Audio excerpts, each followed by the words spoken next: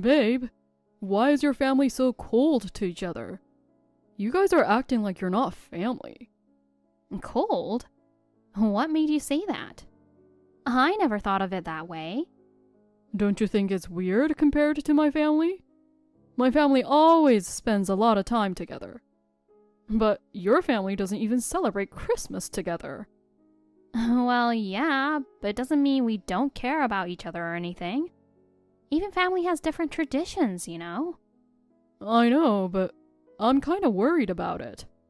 If your family is like that, our married life won't go well together. That's not true. I can get along well with your family too. Are you sure? I'm worried if you'll take good care of my parents, especially my mom. Of course, I'll take good care of them. Don't worry so much. Oh, I don't know. Our families are too different from each other. I'll do my best, babe. But I think it's important to respect each other, you know? Yeah, I agree. But will you promise to take care of my mother? I will.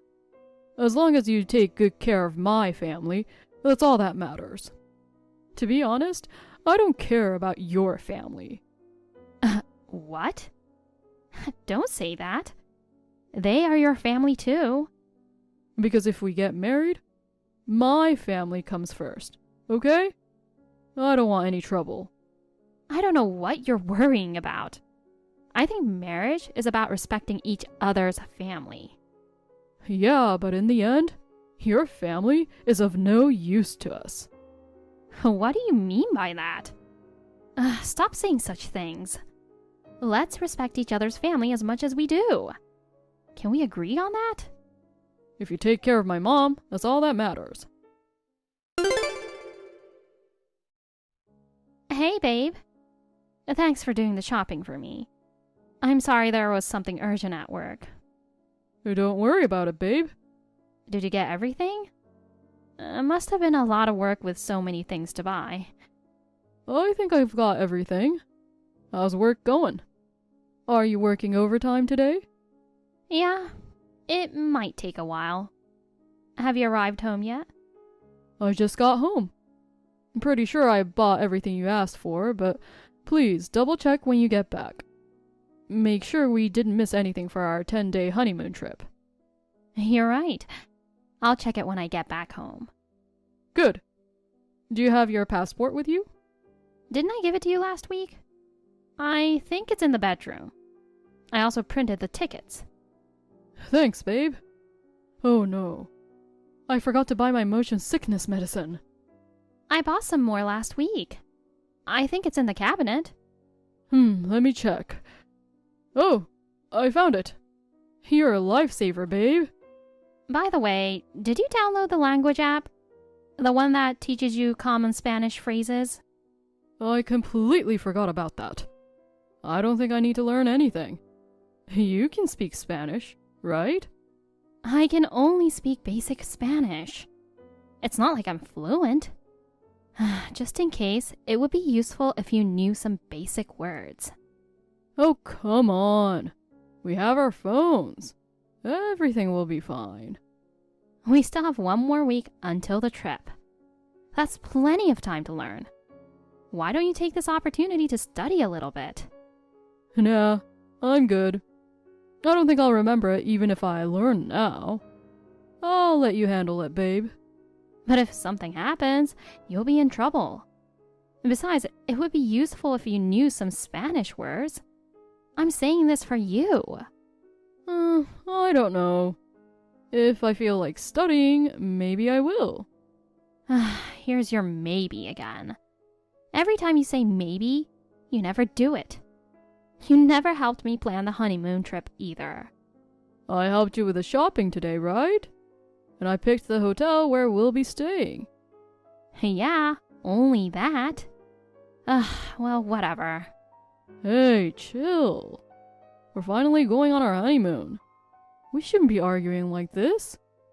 I know.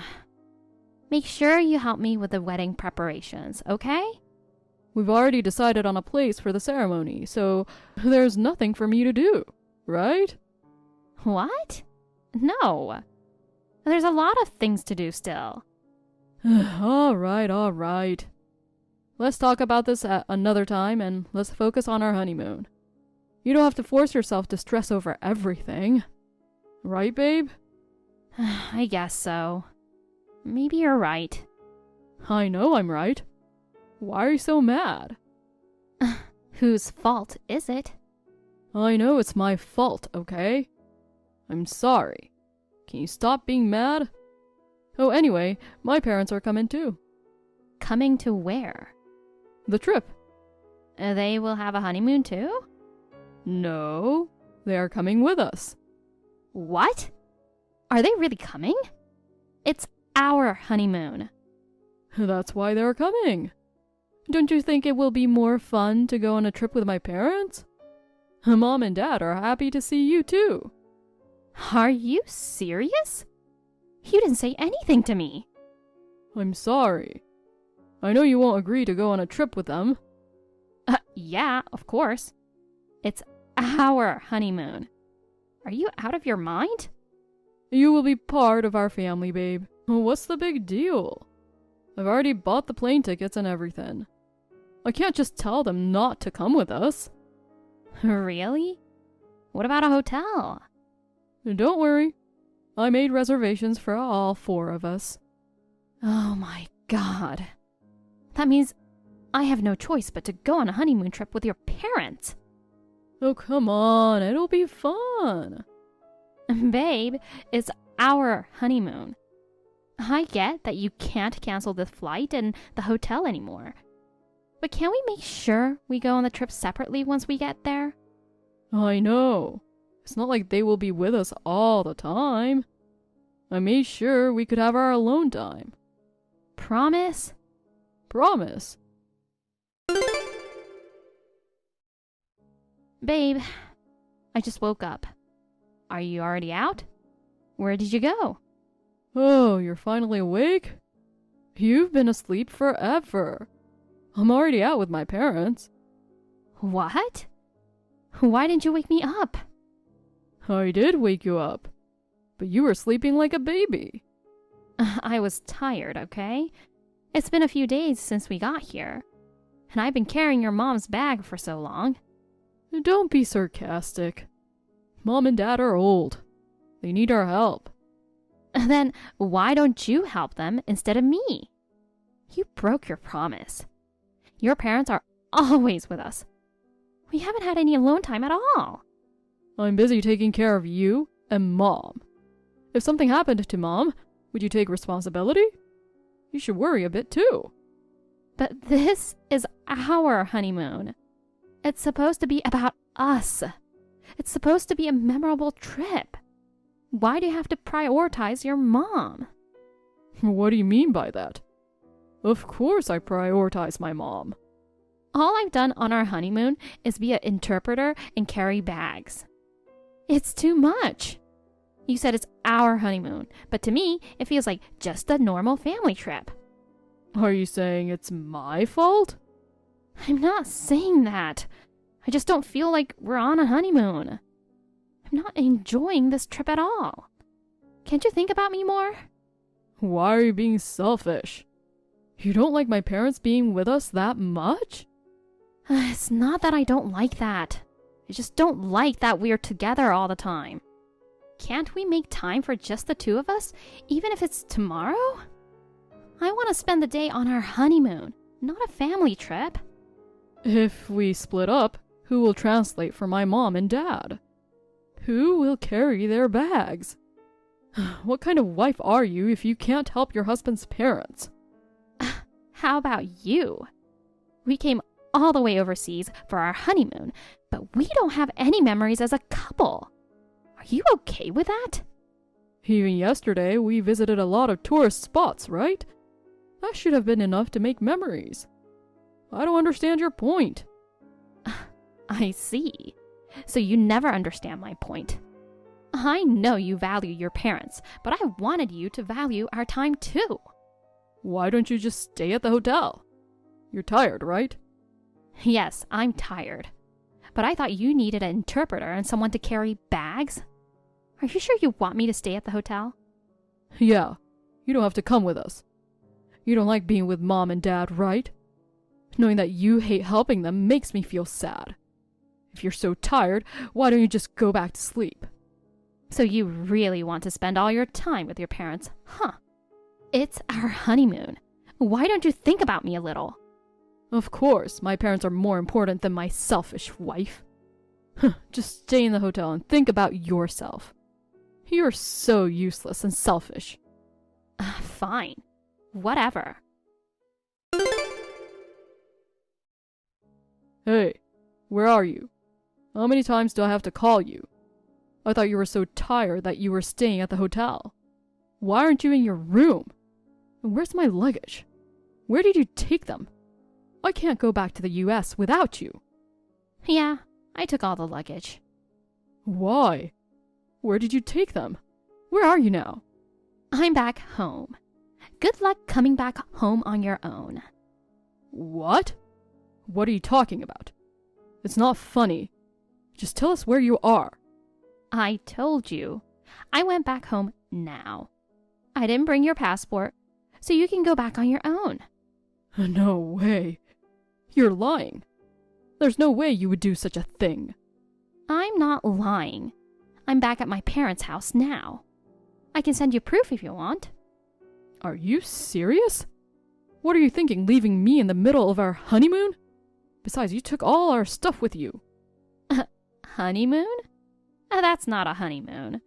It's a family trip for your family. I'm just an interpreter and luggage carrier. You guys were just using me. That's not true. What's the point of coming on this trip without you? Besides, we'll be in trouble without you. My parents need you too. That's because you'll be without an interpreter and a baggage handler, right? Then what's the point of me being there? It could have been anyone, right? Oh, come on. Are you still mad about it? That's why you left? With all our stuff? That's because you asked me to handle all of your luggage. You told me to take care of the luggage, right? That's why I was responsible for carrying them all the way home. That was my role, right? You've got to be kidding me. We can't speak Spanish and my luggage is gone. How can I go back home? Like I said before, you have your passport and cash.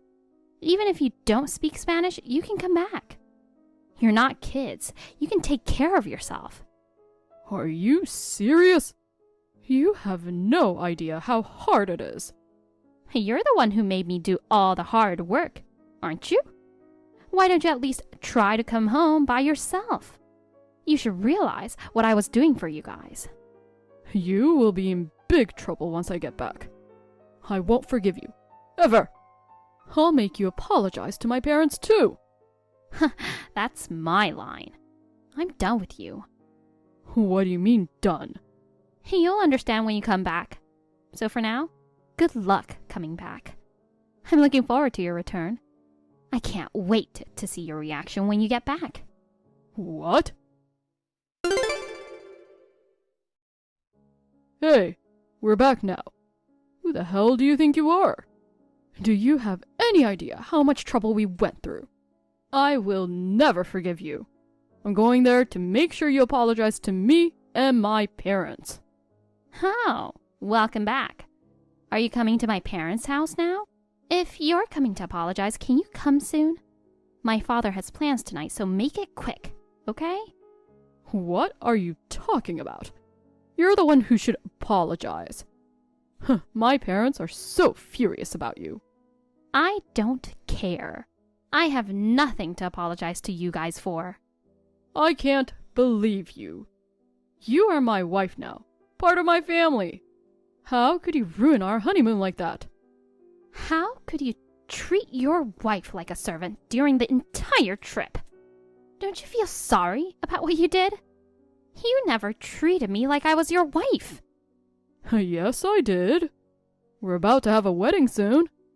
If you don't apologize properly to my parents, you'll have a hard time in the future. Just think about yourself. You don't seem to understand, so let me make this clear. Do you think I'll stay married to you? What do you mean? I'm saying that I'm divorcing you. I already canceled the wedding. I have nothing to do with your parents anymore, so I don't care if they are mad at me or not. Divorce? We just registered our marriage last month. Are you insane? It's better to get divorced sooner rather than later. I'm glad that I found your true colors sooner. I can't stay married to you knowing that you would treat me like that. I think divorce is the right choice for me and for us. Oh, come on. I'm even inviting my boss to this wedding. It's such an embarrassment if they found out it got canceled and we're getting divorced within a month. Ugh. You are ruining my reputation. Stop ruining my life. See? At the end of the day, you only care about yourself. Don't worry about it. Of course I do. It's all your fault. Say whatever you want. I already talked to all the guests, so you don't have to worry about anything. What? All of them? Yeah. Of course, we have to let them know that the wedding is canceled. I explained it to all of them. What did you tell them? About how you forced me to carry the luggage and be your personal interpreter on our honeymoon? Inviting your parents to the honeymoon and leaving me alone. Also, your mom's harassment and your verbal abuse every day. I mean everything. Are you insane? You don't have to go that far. I told them that I'm leaving you. The wedding is officially canceled. I already called the venue. Please, pay the cancellation fee, okay? You are so selfish. How could you ruin my reputation like this? I don't know what to do now. I don't care. I thought they should know your true colors too. You are the worst. You should explain to them again that you were lying to them. If you hadn't done what you did, I wouldn't have gone this far. This outcome is because of you. You can't blame everything on me this time. Karma serves you well, don't you think? This is so messed up. It's such an embarrassment to see my boss at work or talk to my friends now. Your parents are more important than me, right? Then why don't you just take care of your parents from now on? Well, now your parents are the only ones by your side. Babe, can we talk, please? I don't think there is anything we need to discuss about. I'm really sorry. I was wrong. I'm really sorry for ruining our honeymoon. It's too late to apologize now. Please, forgive me. Why don't we start over again? I can't live without you. I don't think you truly feel sorry about what you did. I've been holding back for a long time. I know, but I'm really going to change from now on. I'll value your feelings too. You said that and broke your promise many times, didn't you? I don't trust you anymore. I'm really going to change. Trust me. My life is nothing without you. That's your problem, isn't it? I don't want to be pushed around by you anymore. Babe, please forgive me. Don't divorce me. I've told you many times. I've already decided. I can't stay married to you. Please. I really love you.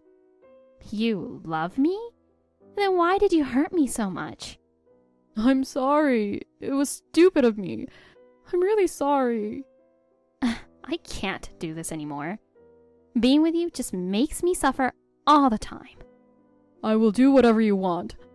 What can I do to get you back?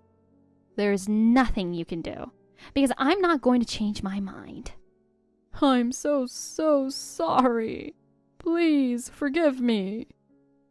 It's over. Goodbye. As soon as I got back from the trip, I hired a lawyer to start the divorce proceeding. I also explained to my parents about what happened. Naturally, my parents were furious.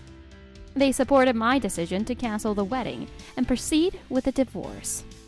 Thanks to the prenup that we made and the help of my lawyer, the wedding was canceled and all the cancellation fees were paid by Henry's side. I also demanded compensation for the psychological pain that I went through because of the harassment and verbal abuse that I received from Henry and his family. Henry, who only cares about how people perceive him, was too embarrassed to face his boss at work and distanced himself from the friends he had invited to the wedding. I heard that he left the company afterward, and he shut himself in the room for several months. Good for him that he's happily living with his loving parents, right? As for me, I am ready to start my fresh new life. I will focus more on loving myself, and I'm looking forward to pursuing my passions and building a life that brings me genuine happiness. Bob, I need to check something.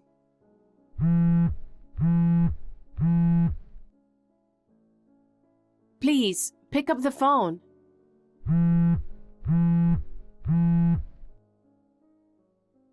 What the hell, Janet? I'm at work right now. Sorry, it's urgent. What? A crib just arrived at our house, addressed to you. Apparently, you ordered it from a mail order company. You didn't order it, did you? I'm sure it was delivered to the wrong address. I'll have to ask the driver to pick it up, right? No, just take it as is. Huh? I'm glad we got it in time. What? I thought it arrived by mistake. I ordered it. What? What do you mean? Why did you order a crib? My sister is coming over.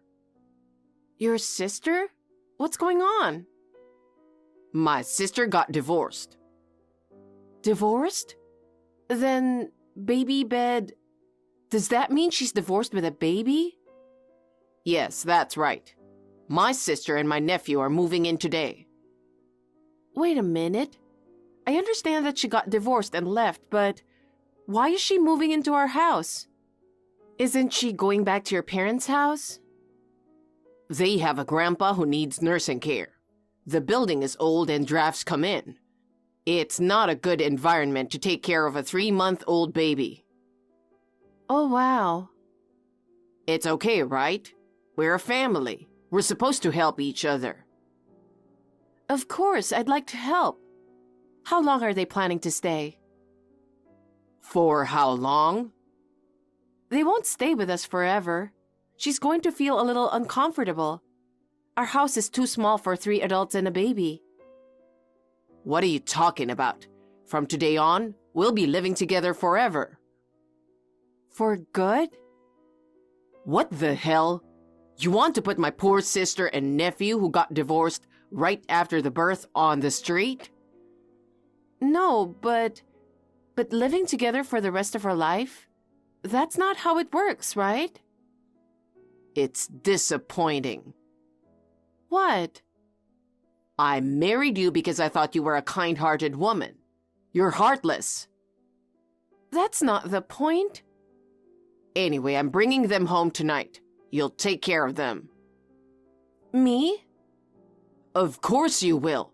I'm working. Especially the baby. My sister's got to nurse every 3 hours, sometimes in the middle of the night, and she is sleep-deprived, so you should take care of him during the day. She'll get some rest in the meantime. No, wait a minute. I'm working too. You are working from home. You should stop working until my nephew gets older. That's not how it works. I may work from home, but I'm dealing with a lot of clients. I have deadlines. I can't just stop working. Then why don't you work at night? What? You work from home, so your hours are flexible, right? You want me to take care of the baby during the day and work at night? That's what I'm saying. That's an absurd thing to say. I don't know what you mean. Of course, don't cut corners on the housework. You want me to do all the housework too? Who's going to do it but you? I'm busy with work and my sister has a baby to take care of. I need you to be extra careful, especially with the cleaning. It's important to keep where the baby is clean. I'm supposed to help your sister raise the baby, do the housework, and work. When do I get to take a break? You'll have to figure that out on your own. What? I can't do everything by myself. My body can't handle it. Our family is in trouble, so you have to push yourself a little harder. No matter how hard you try, there are only 24 hours in a day. You have to do something about that. It's your problem that you can't make it work. What's that? Don't you realize you're talking nonsense? Not at all. Rather, you should be thanking me. You get to practice parenting for free. Practice? Anyway, I'm bringing them home tonight. Make sure you're ready. Wait a minute. Don't judge it by your own opinion.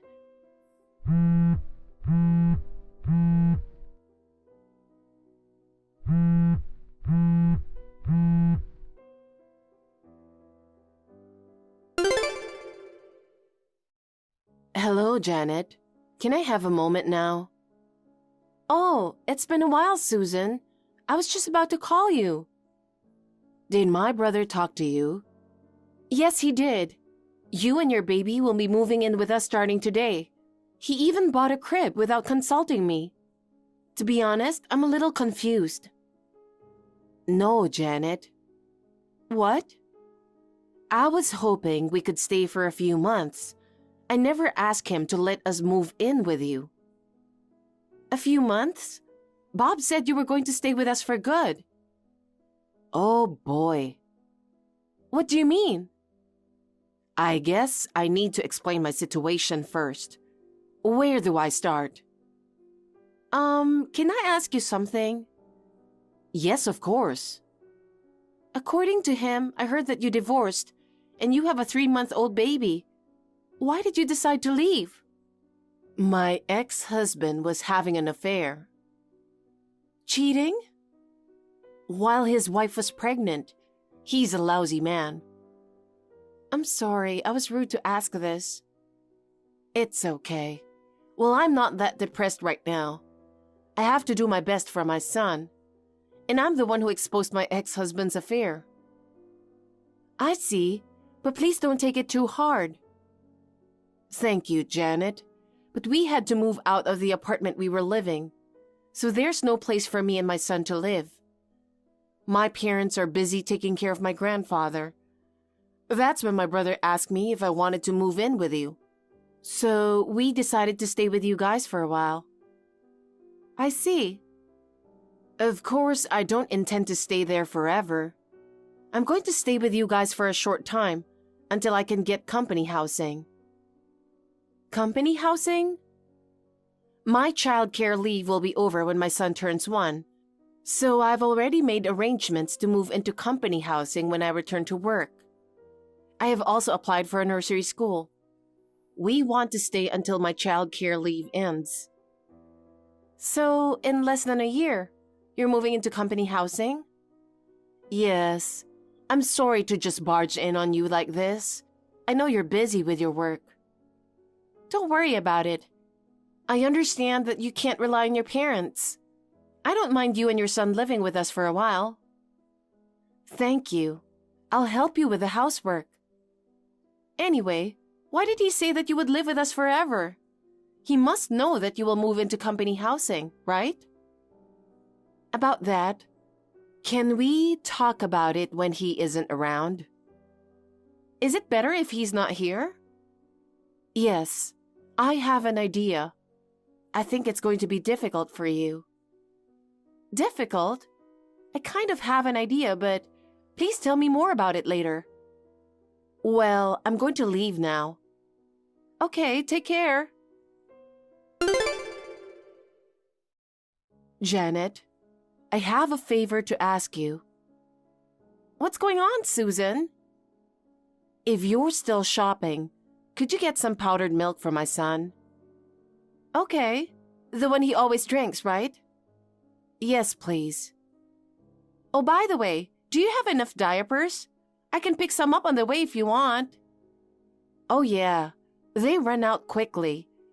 I'd appreciate it if you could pick some up for me. It's L size, right? Yeah, I'm sorry, they're so bulky. I drove here, so it's no problem. Let me know if you need anything else.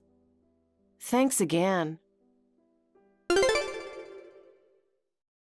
Janet, I saw you at the supermarket earlier. Oh, Bob? You were smiling while you were buying baby formula and diapers. When my sister moved into our house, you were complaining, but you're enjoying it. I guess. Susan is a nice person and the baby is cute. And she helps me with the housework. Even today, she prepared dinner for us. Wow. I guess we'll have no problem living together then. By the way, Bob, will you be home late again today? Yes, I am. I don't need dinner tonight either. You've changed since she moved in. You think? You used to come home at reasonable time. Now you come home next morning regularly. Sometimes you don't come home. I've gotten busy at work. I have to support not only you, but also my sister and nephew. I have to work harder than ever.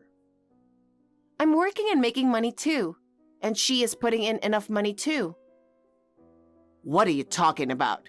You can't make much money working from home. She isn't working right now. It's not enough. If you're going to talk back, think of something better to say. What? Don't complain when you're being supported in the first place. You're supposed to be quiet and babysit. Okay, bye. What? What is it? Nothing. Janet, listen. What's going on? I'm going to start living in company housing next month. What? From next month? That's much earlier than planned. That's right. One of the employees in the company housing got transferred. The room will be vacant, so we are able to move in his place. That's how it works. We are lucky to move in early. But you are on maternity leave. Fortunately, we can move into company housing while we are on maternity leave. So I'll decide when to leave based on your schedule. I'm okay with any time. I mean, I can get myself ready at any moment. Understood. I'll contact you as soon as I have a definite move-in date. Okay, you're gonna be busy.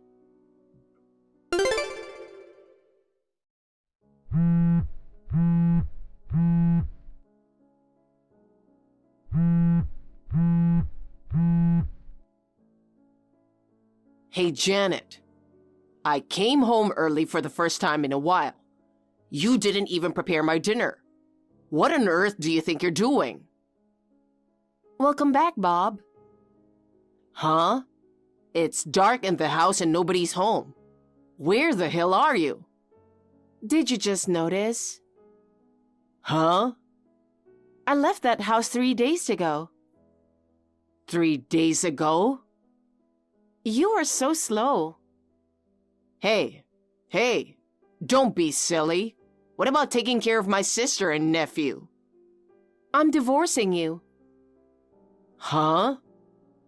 I'm not going back to that house anymore. Don't be stupid. I support you. You're the one who gets in trouble after divorce. Stop it and come home. I won't. What? I make enough money to feed myself. Divorce won't hurt me one bit. Then who's going to take care of them? You promised you'd take care of everything. I never promised that. Besides, they left a long time ago. What did you say? They left 2 days before I did. It's been 5 days. You kicked them out? No way. Then why did they... They moved into company housing. What? Company housing? You must be kidding. My sister was a housewife until they got divorced. There's no way she could get a job with a 0-year-old in her arms. And she can't get company housing when she's not working.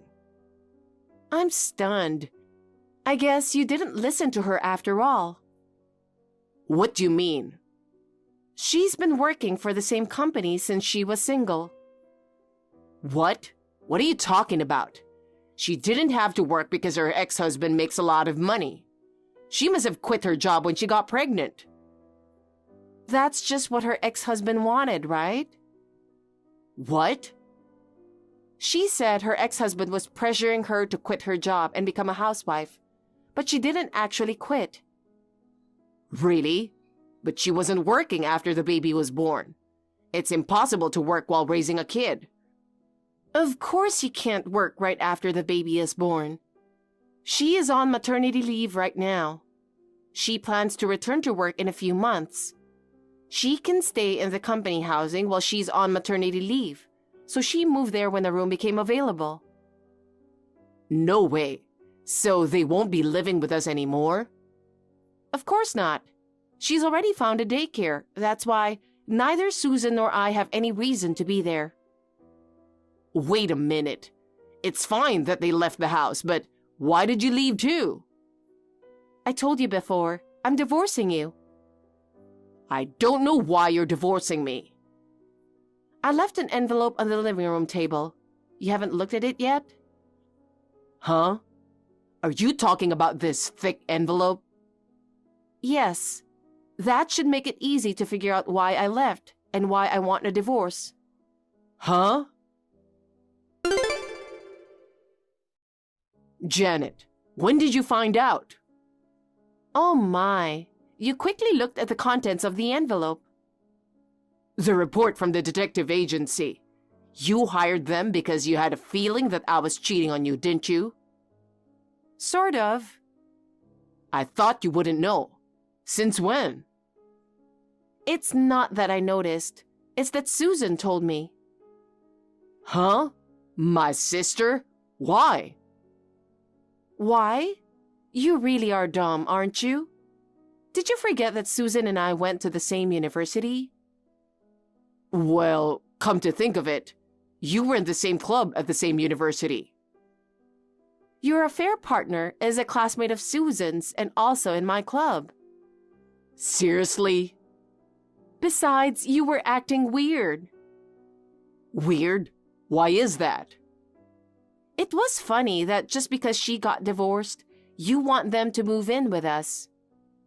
And you were forcing me to take care of your nephew who was just born. By forcing me, who has no kids, to take care of a child, means I get very busy. If you could divert my attention away from you that way, you thought you wouldn't be caught cheating on me, right? Oh, no. Too bad. Susan was a sensible person, unlike you. It's true that I helped take care of the baby, but she helped with the household chores. I had time and energy. I could have easily hired a detective agency after learning about your affair. Oh, no. Sis, give me a break. Why are you turning against me? I'll let you live with us. Are you returning evil for good? Huh? What are you talking about? I'm not too low to take the side of a cheater, even if we are family. Huh? You can't speak for others. You got caught cheating, got divorced, paid alimony, and went broke. You even lost a place to live. You've been through so much. Do you want your brother to go through that painful experience too? I'm the one who asked for alimony. What? You really don't listen to anyone, do you? It was my ex-husband who cheated on me. Was it? He cheated on me with a colleague while I was pregnant. Cheated on you while you were pregnant? That's disgusting. Who are you to say that? Well, I'm telling you, I'm cutting ties with you. Why? Because you're a scumbag. The only reason you brought me into your home after the divorce was that you could see your girlfriend. I'm going to stop talking to you after this message. Sis. Oh yeah, one last thing. Let me tell you who my ex cheated on with. I don't really need to know. It's none of my business. My college classmate. Huh? You know her very well. Could it be? Yes, my ex-husband and you were seeing the same woman. Huh? Okay, bye. What? She is what? I was surprised when I found out that my husband and Susan's ex-husband were having an affair with the same woman. But now that I think about it, she has been slutty since we were in college. My husband and her ex-husband have similar looks and personalities. Maybe they are her type. Eventually, her ex's boss found out that he was having an affair with a colleague. They were both transferred to different workplaces. Rumors of the affair are said to be known throughout the company. I'm sure they must be feeling very uncomfortable, but they deserve it. My ex-husband, perhaps in shock at being two-timed, made a series of mistakes at work. He was forced to quit his job. He is now living a reclusive life at his parents' house. The divorce has been finalized, so I don't care about him anymore. As for me, after I divorced, I rented an apartment near my parents' house and started living alone. When I lived with my husband, he made fun of me for working from home and forced me to do all the housework. And I was frustrated. Now I can work at my own pace without anyone complaining, so it's very comfortable. Susan recently returned to work after her maternity leave and is working hard. Although we are no longer relatives, I intend to keep in touch with her as a friend from now on. Kyle, I don't want to nag, but isn't it time for you to find a job? It's been almost a year since you left your job. Our daughter is a housewife, so if you don't start helping out, you'll struggle to get by. It's important for a husband to support his wife financially. I've been supporting my family all this time. And here you are, unemployed. If I knew this would happen, I wouldn't have agreed to your marriage with our daughter. Adam, as I've mentioned several times before, I left my job to work as a freelancer. What? A freelancer? You've been cooped up at home all this time. It seems like you're just a bum. I'm not a bum. I work from home. What do you mean by that? I've been hearing about remote work lately. But how can you even do that?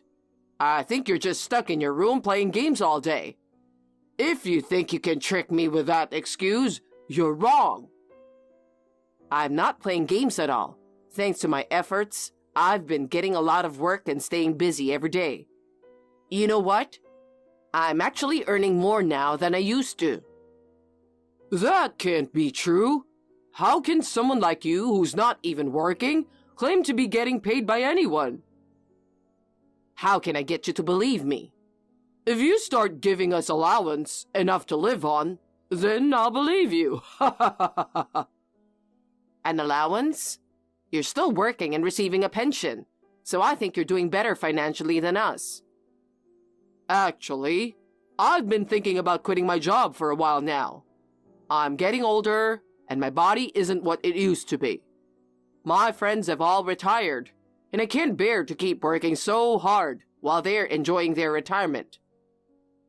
Do you not have any savings? You have a pension and you're working, so giving you an allowance might be a bit too much. I knew it! You're lying about making money, aren't you? That's why you can't give us an allowance, right? We had to borrow money from relatives to send our daughter and son to college. So, we've been working hard to pay that back and couldn't save any money. And there's still some debt left. If you don't give us an allowance, I'll have to keep working myself to exhaustion to pay off the debt. Were you always this heartless? I didn't think I'd hand my daughter with someone like you. Got it. So if I give you an allowance, you'll lay off the nagging, right? I don't want to push you too hard, so I'll start giving you an allowance from next month. Seriously? That's a relief. If you start giving us an allowance, I'll definitely acknowledge your efforts. All right, I'll count on you starting next month. Please talk to Mom about the specifics like the bank account. Okay. Hey, Kyle. I heard from Dad that you're going to give us an allowance. That's really helpful. But are you sure it's okay? Good evening, Shirley. What do you mean by, is it okay? I'm talking about the allowance. You don't have a job, so how are you going to give us money? You're saying stuff like freelancer and working from home. It seems like you've fooled my husband, but I'm not buying it. Being at home every day just means you're not working, right? I've mentioned this before, and I told Adam about it yesterday too. Being a freelancer means I don't get paid by a company. Instead, I work on my own and earn money that way. Working from home means I have the setup to work at home instead of going to an office. So I'm definitely not unemployed. Since I started freelancing, I've actually been busier. And while I may be inconveniencing your daughter with household chores, my income has gone up. Even though your daughter is a housewife, we're able to save money now, so don't worry about that. I'm not quite sure what's going on. It sounds like you're going to start giving us money. Adam handed in his resignation today. We really need that allowance to get by. If it turns out you were lying about making money and can't give us the allowance, I won't forgive you. Understood? He handed in his resignation already? He really wanted to quit that badly, huh? I won't lie to him. I promised Adam I'd provide the allowance. So, how much do you need for the allowance? Yeah, I think $2,000 would really help us out. That much? What? You heard it from Adam, right? We have debts to relatives. We need to pay them back every month. And you said your income has increased, didn't you? Was that a lie too? Is it okay for us not to believe you? How much longer until you finish paying it off? Maybe about a year. Then please promise that the $2,000 allowance will only be for a year. We want to save up for the future, and we've been talking about having kids soon. Even if my income has gone up, giving such a big amount every month would be really tough. I understand. So, can we count on the $2,000 for at least 1 year? I understand, but there's one more thing I need you to promise. There's more? Your younger son and his wife are both employed, correct? Yeah, what about it? It's really tough for just us to provide the allowance. So could we also ask for some support from them too? It doesn't have to be the same amount, but could we ask them to contribute something? Okay, I promise. Thank you. Hey, Kyle. How are you? Hello, Shirley. What's up? I have a huge favor to ask. You're not going to ask for an increase in allowance again, are you? How did you know? Are you saying you understand how we feel? No, it's not like that. It's just that every time you contact us since we started giving the allowance, it's always about not having enough money or asking us to increase it. I just had a bad feeling about it. A bad feeling? How rude! I mean, I already added another $1,000 to the initial amount. Isn't it strange to still say it's not enough? You're supposed to be getting a pension, and your younger son and his wife are also giving you some money, right? You're right, but... Are they really giving you money too? Yes, they are. I'm keeping my promise. If that's true, you should be better off than most working people, right? So why isn't it enough? Even with debts, it just doesn't add up. Don't be so cold. The TV, fridge, and a few other appliances all decided to break down at once. You know how pricey electronics are, right? But they're necessities, and when you have to replace them, it's like throwing away tens of thousands of dollars, leaving us short on our living expenses. And right now, everything, especially groceries, is just so expensive. We're definitely not living lavishly, but even so, the money's just not cutting it. We're not young anymore, so we have to be careful with what we eat too. We might even get sick. Is that really okay with you? That's not what I'm trying to say. So, are you going to increase the allowance for us? Fine. I'll send $3,500 next month, so let's see how it goes for now. If everything seems okay, we'll go back to the usual amount, all right? That's the spirit. Thank you so much, Kyle. Please, use it wisely. Hey, Kyle, about the allowance. What happened? I've been holding back for so long, but I've had enough. Huh? You've been talking about how you're not a bum and promising to give us some allowance. But seriously? $10? Are you serious? You're being disrespectful. That barely covers a day's worth of food. What are you talking about? There's no way it's just $10. You should know if you check the bank statement. Shirley's got it all sorted out, no doubt. Enough with the excuses. And you know what? My son and his wife sends us $3,500 every month.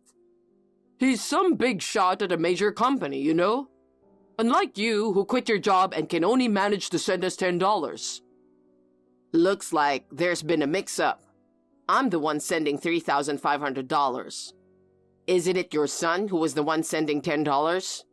It's way too little, and even I'm confused by it. I thought they were sending at least $1,000. I never imagined they were struggling that much. There's no way that's true. Don't disrespect Tim like that, acting all high and mighty when you're only sending $10. If you're gonna act all superior with that measly amount, then forget it. Go ahead and stop sending money. Are you sure? Obviously. Even if you stop sending money, it won't make a difference. Got it. That helps. The original agreement was $2,000, and that was supposed to last a year. But then, it got bumped up to $3,500, and even after a year passed, you kept asking for more.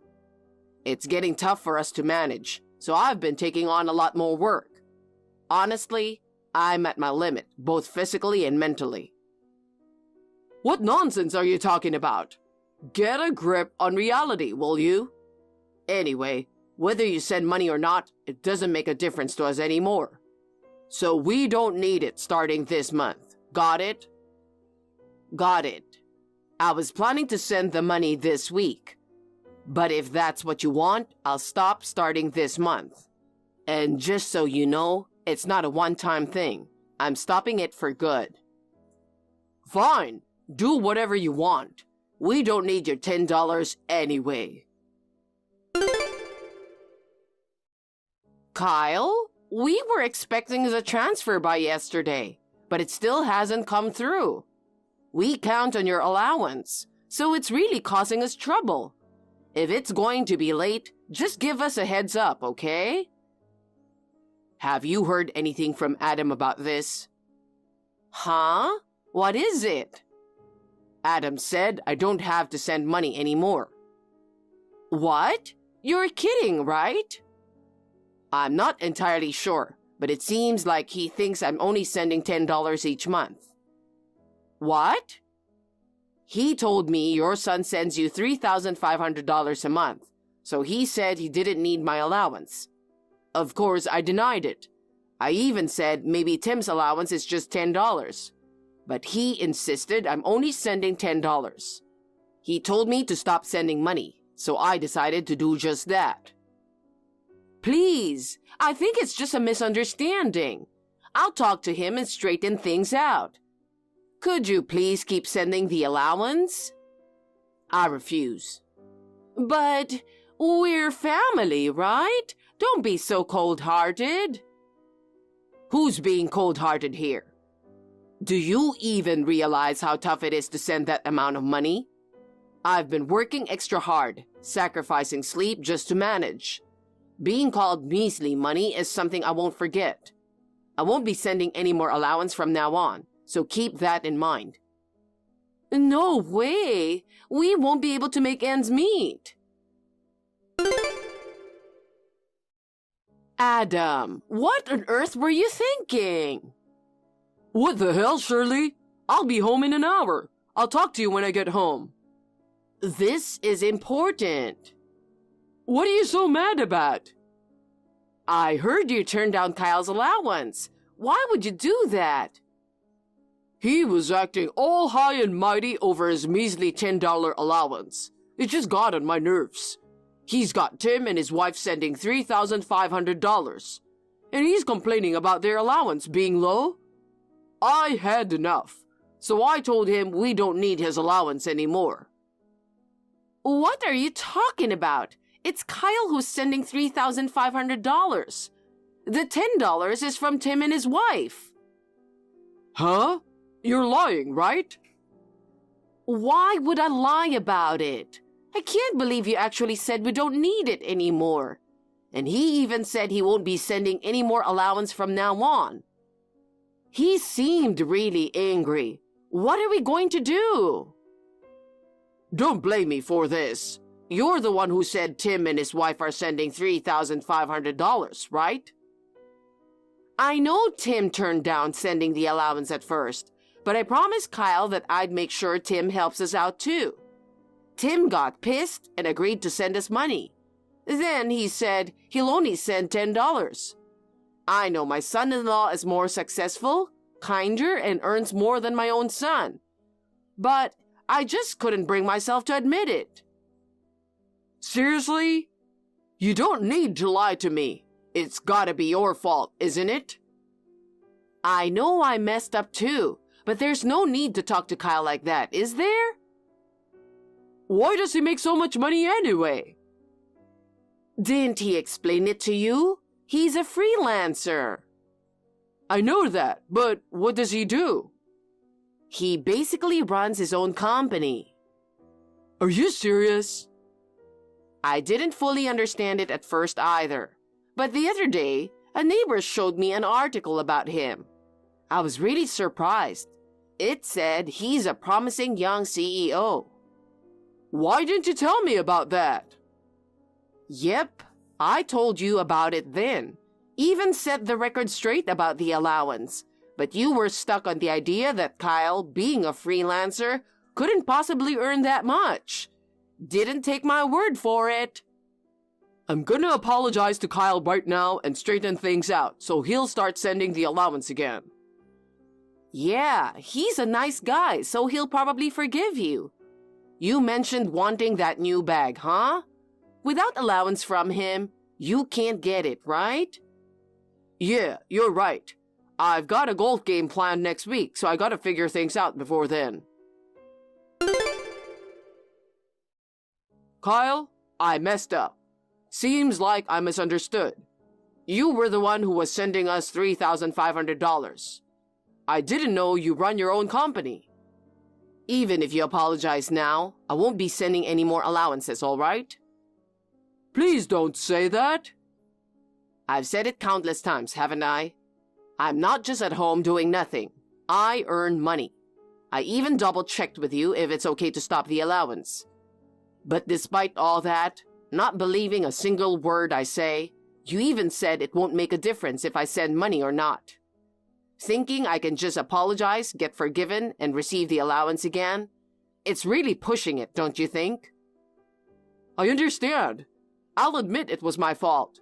But don't you think our daughter will be sad if you stop sending money? What are we going to do if we starve to death? Your daughter even said I don't have to send money anymore.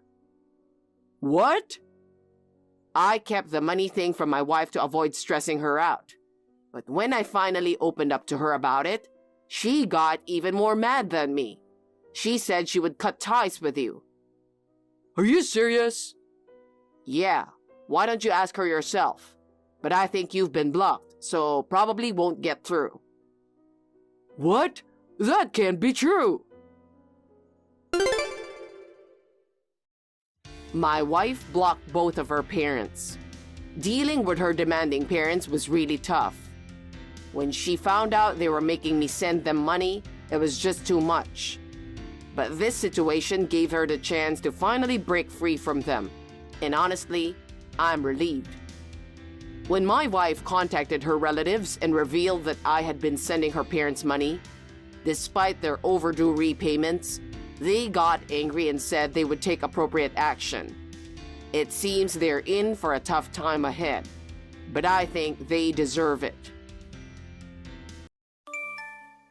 Mom, I'm going to your place this weekend as planned. It's been 3 years since you've been home. I'm looking forward to seeing you. By the way, Harry is on a business trip? Yes, he is. He won't be back for another week. He's as busy as ever. Yes, he is. But because he's working so hard at a big firm, we seem to get by pretty well. He's a good son. So it's just you and Sally at home now.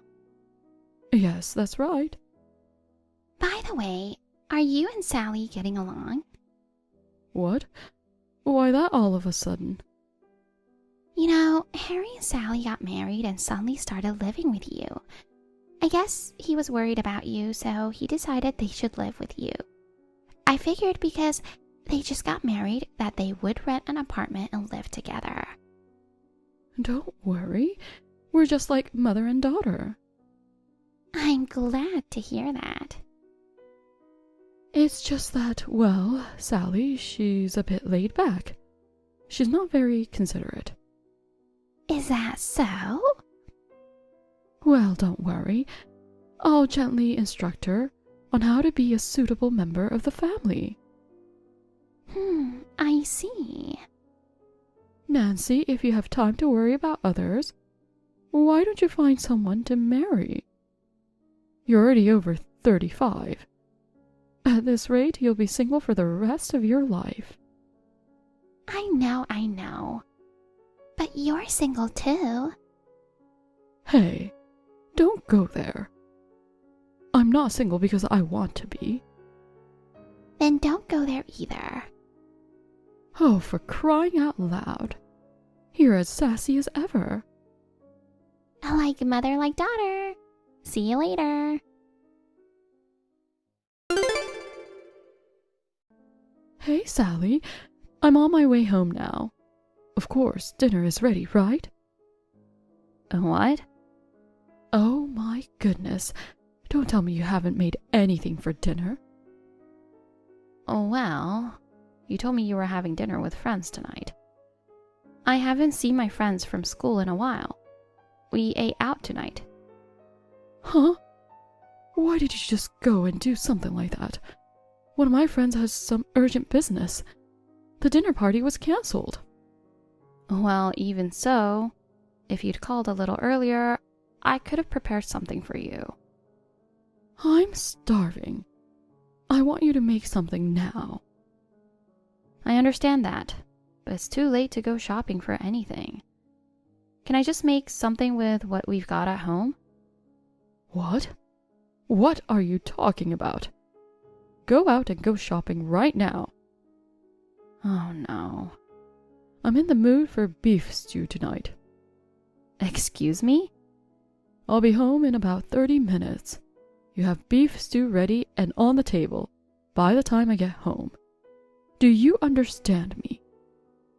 That's impossible. Just going to the supermarket to buy some beef will take 30 minutes.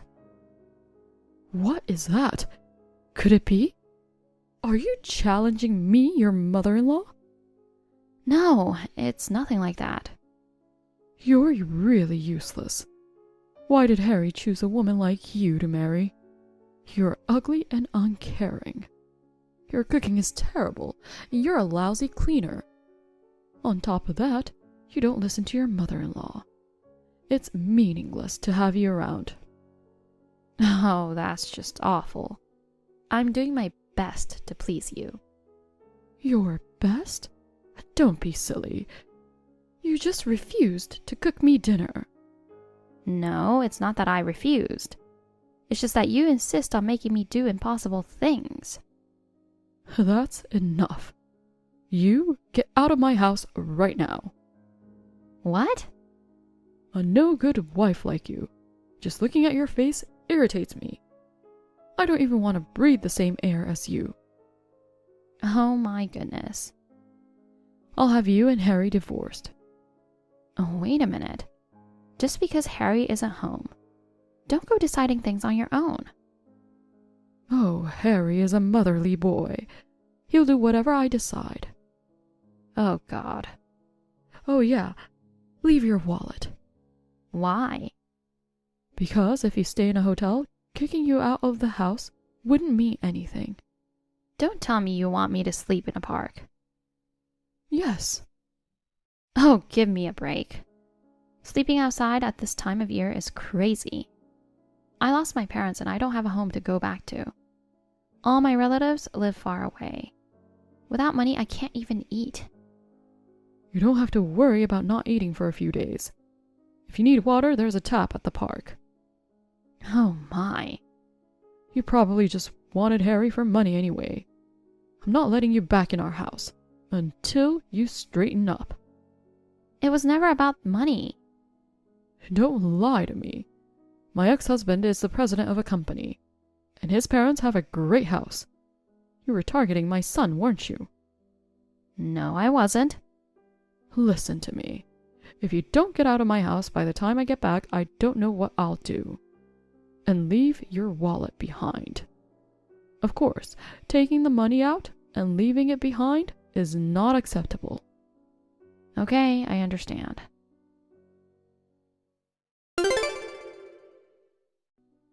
Sally, long time no see. I'd like to ask you something. Is this a good time? It's been a while, Nancy. What is it? Actually, I just saw you near my parents' house. Oh, you did? I was so surprised. You shouldn't be asking money from people passing by. You were dressed so shabbily. You look like a homeless person. Actually, I'm kind of homeless. No. You've got such a gorgeous house, you can't be homeless. You are a winner for marrying my brother. After all, he works for a big company. And he lives in a house that my father just rebuilt a few years ago. Well, my parents are divorced. It might be a little awkward to live with my mother. Nancy? Actually, I haven't eaten anything for 3 days. What? What do you mean? Your mother kicked me out of the house. In addition, she told me to leave my wallet. What? You're kidding. It's true. Is that why you were begging? I know it's embarrassing, but I can't live without doing so. What did he say? I thought you and my mother were getting along well. In front of you and Harry, she changes her attitude. When it's just the two of us, she yells at me all the time. No matter how hard I tried to do my chores, she'd always complain. She even told me to divorce Harry. 3 days ago, she kicked me out with nothing but my clothes on. I can't believe it. I can't believe you're being bullied. Harry's salary is taken care of by his mother. She also took away my bank book and cash card, so I was always without money. I see.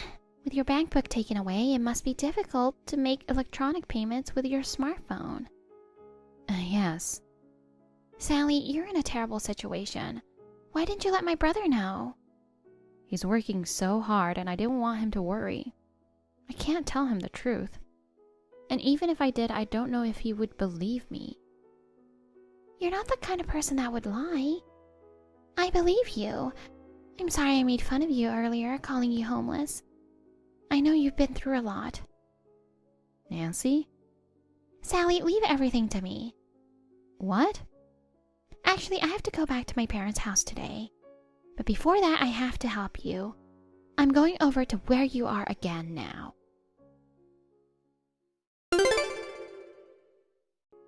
Sally, it's been 3 days since you left home. I'm sure you're getting tired of staying in the wild. You left without your wallet. I'm sure you must be feeling a bit strapped. Good evening. I'm comfortable this evening, thank you. Oh, wow. You had to sleep outside in this cold weather. You've got guts, don't you? Actually, my daughter Nancy is coming home after a long time. Your presence would be disturbing. You'll have to stay out there for a while longer, okay? Thanks for getting me a motel room, Sally. Even lending me money. For the first time in 3 days, I had a warm meal, and I was able to take a bath. I feel like I'm back to life. Oh, I'll pay you back the money I borrowed as soon as possible. Don't worry about that. Just rest well. Okay. Thank you very much. And I've contacted Harry. What an insensitive guy. He never even noticed at all that you were being bullied, even though you are living under the same roof. But I guess he wouldn't. It's my fault for not telling him. Did he apologize to you? Yes, he did. He called me in tears, saying he was sorry. He told his boss what happened. He'll be able to come back here tomorrow before afternoon. Oh, that's great. Well, then I guess we'll start the plan tomorrow afternoon. My mother's going out of town tomorrow morning to see her favorite actor in the play. Great. Thanks again for everything.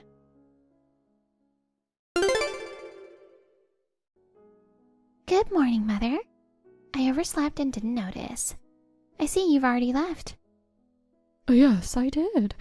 I'm so excited to see my favorite guy that I woke up early. Nancy, take care of the house while I'm gone. What time will you be back? Oh, I don't know. Around 7 p.m., I think. Okay, have fun. Sally, now's your chance. My mom has no idea what's going on. She left without a care in the world. Got it. I'll be there soon.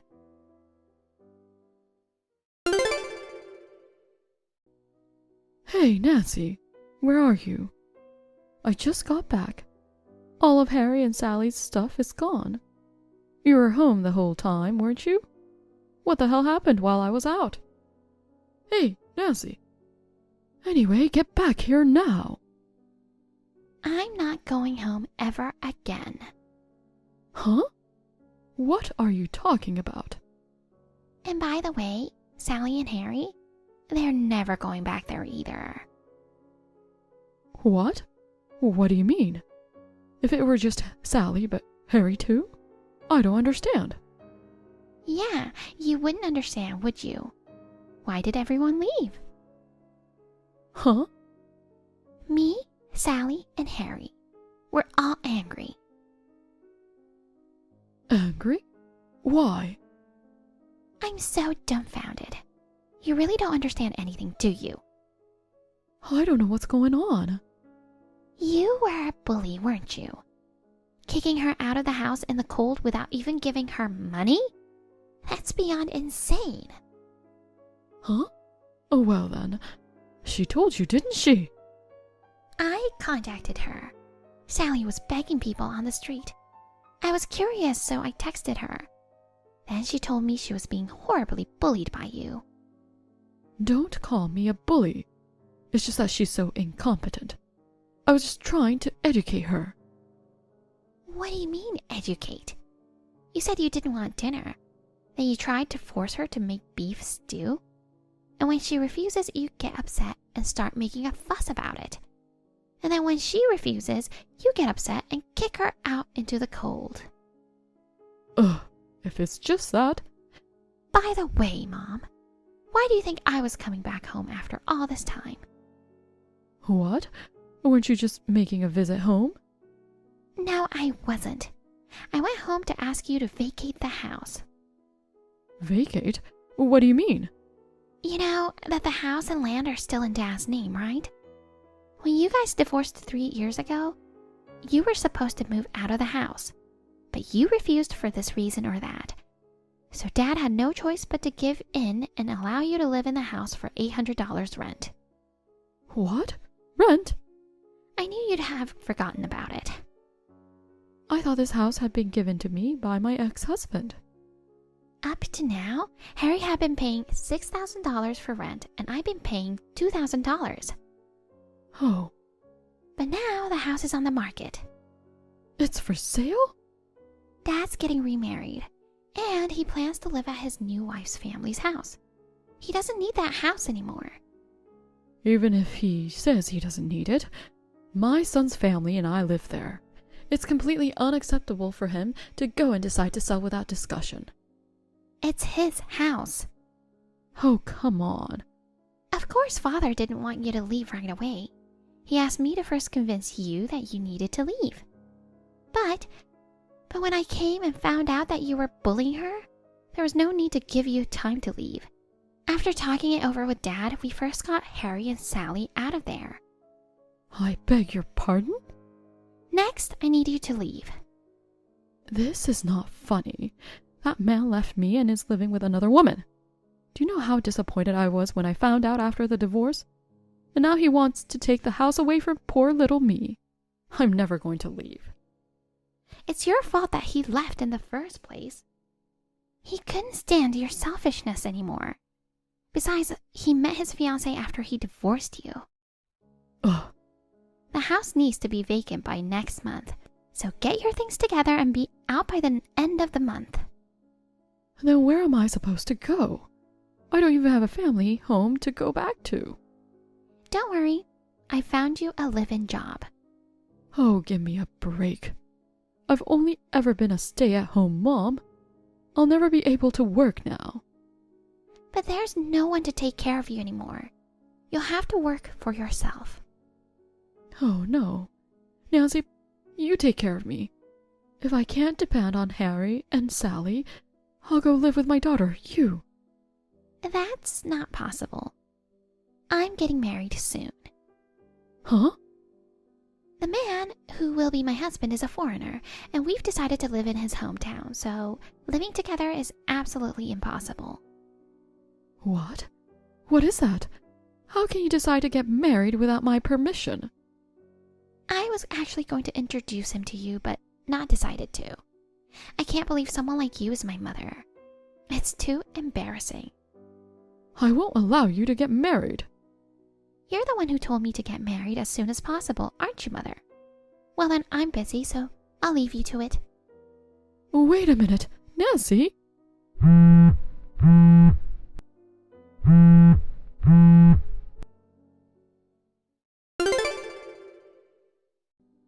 Sally, it's terrible that you left home without telling me.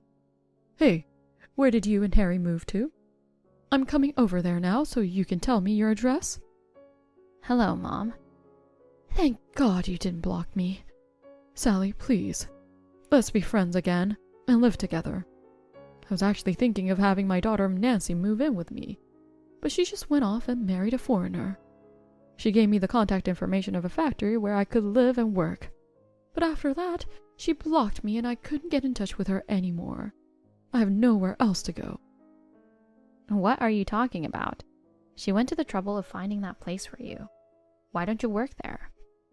I don't want to. I definitely don't want to do manual labor at my age. But there's no other way. That's why I'm asking you to live with me. Don't tell me you've forgotten how you treated me all this time. I apologize for everything I've done to you. It seems I was too hard on you. I'll be nicer to you next time. So see? Please let me live in your house too. No thanks. Huh? I just got to get away from my evil mother-in-law. I can't live with her again. Well, how cheeky of you. It's a wife's duty to take care of her mother-in-law. Harry says he's cutting ties with you. What?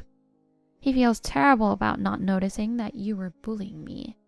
He apologized to me in tears. and he never wants to see your face again. He doesn't think of you as his mother anymore. That's what Harry says. Come on now. Wait a minute. If even you guys abandon me, I'll be all alone. I have nowhere to live. What am I supposed to do now? If you need a place to live, there are dormitories at the factory. But I don't want to work as a live-in worker. Well, then just sleep in the park. In the park? What a thing to say to your mother-in-law. I'm just returning the favor. Then I'll follow my sister-in-law and block you two. Goodbye.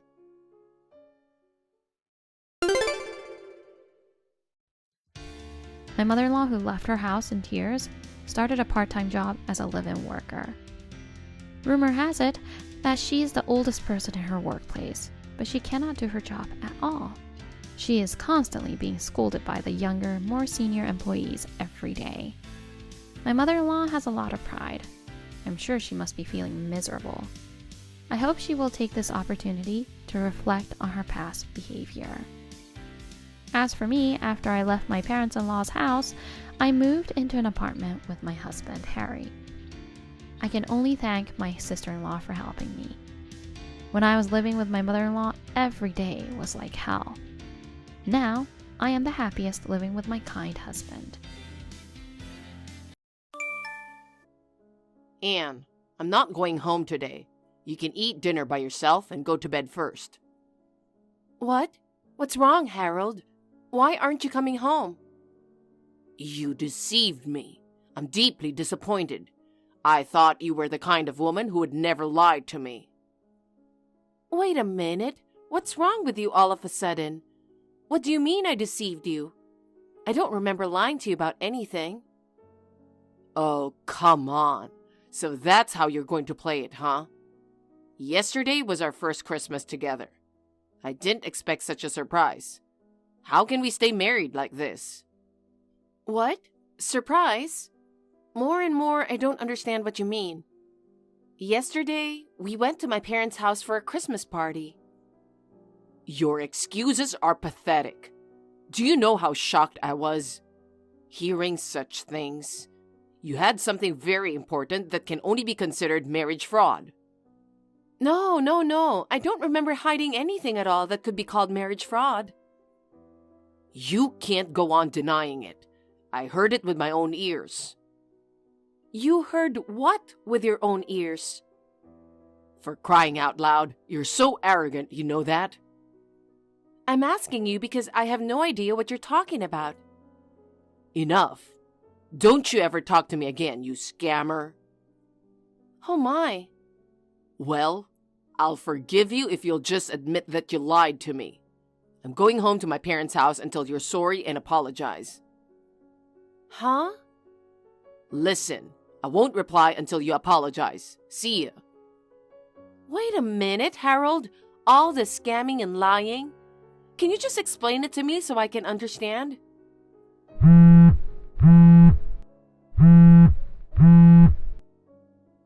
Harold! Melinda, I'm on my way there now. Oh, Harold, I was waiting for your call. I was working overtime earlier. Sorry, I'm late. But it looks like I can stay at your place for a while starting tonight. Really? I'm so happy. But is everything okay with your wife? Won't she get suspicious if you don't come home for a few days? I'm fine. No problem. I told her I'm going back to my parents' house for a while. What? I'm sure she won't care if it's just my parents' house. Actually, I found out yesterday that she was hiding a terrible fact from me. As punishment, I've decided not to go home until she apologizes. What happened? As I recall, you went to your wife's parents' house yesterday, right? Yes, that's right. I wanted to make her parents happy. I planned a Christmas party, but the festivities didn't last. Oh my! I'll tell you all the details when I get there. It was a real shock. I understand. Your husband will be gone for a while, right? Yeah, he said he's going away for a long trip. It's obvious he's lying. He's probably on vacation with his girlfriend. Oh, that's lucky. We can spend a lot of time together without worrying about it. I know, right? Christmas is already finished, but I'll buy some Christmas cookies and we can eat them together.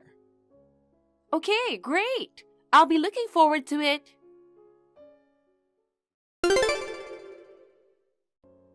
Harold, where are you now? Yesterday, you said you were going back to your parents' house. I just checked with my mother-in-law and she said you never came home. I'm not sure why you're upset. Your mother is worried about you. Can you at least tell me where you are?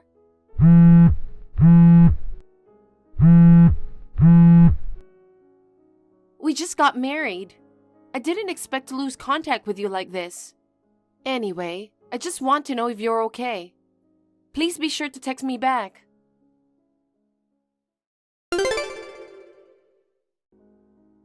Melinda, I just arrived at my parents' house. I thought I was going to be able to spend the New Year's holidays alone with you, but I'm so disappointed. Anne's been in contact with my mom.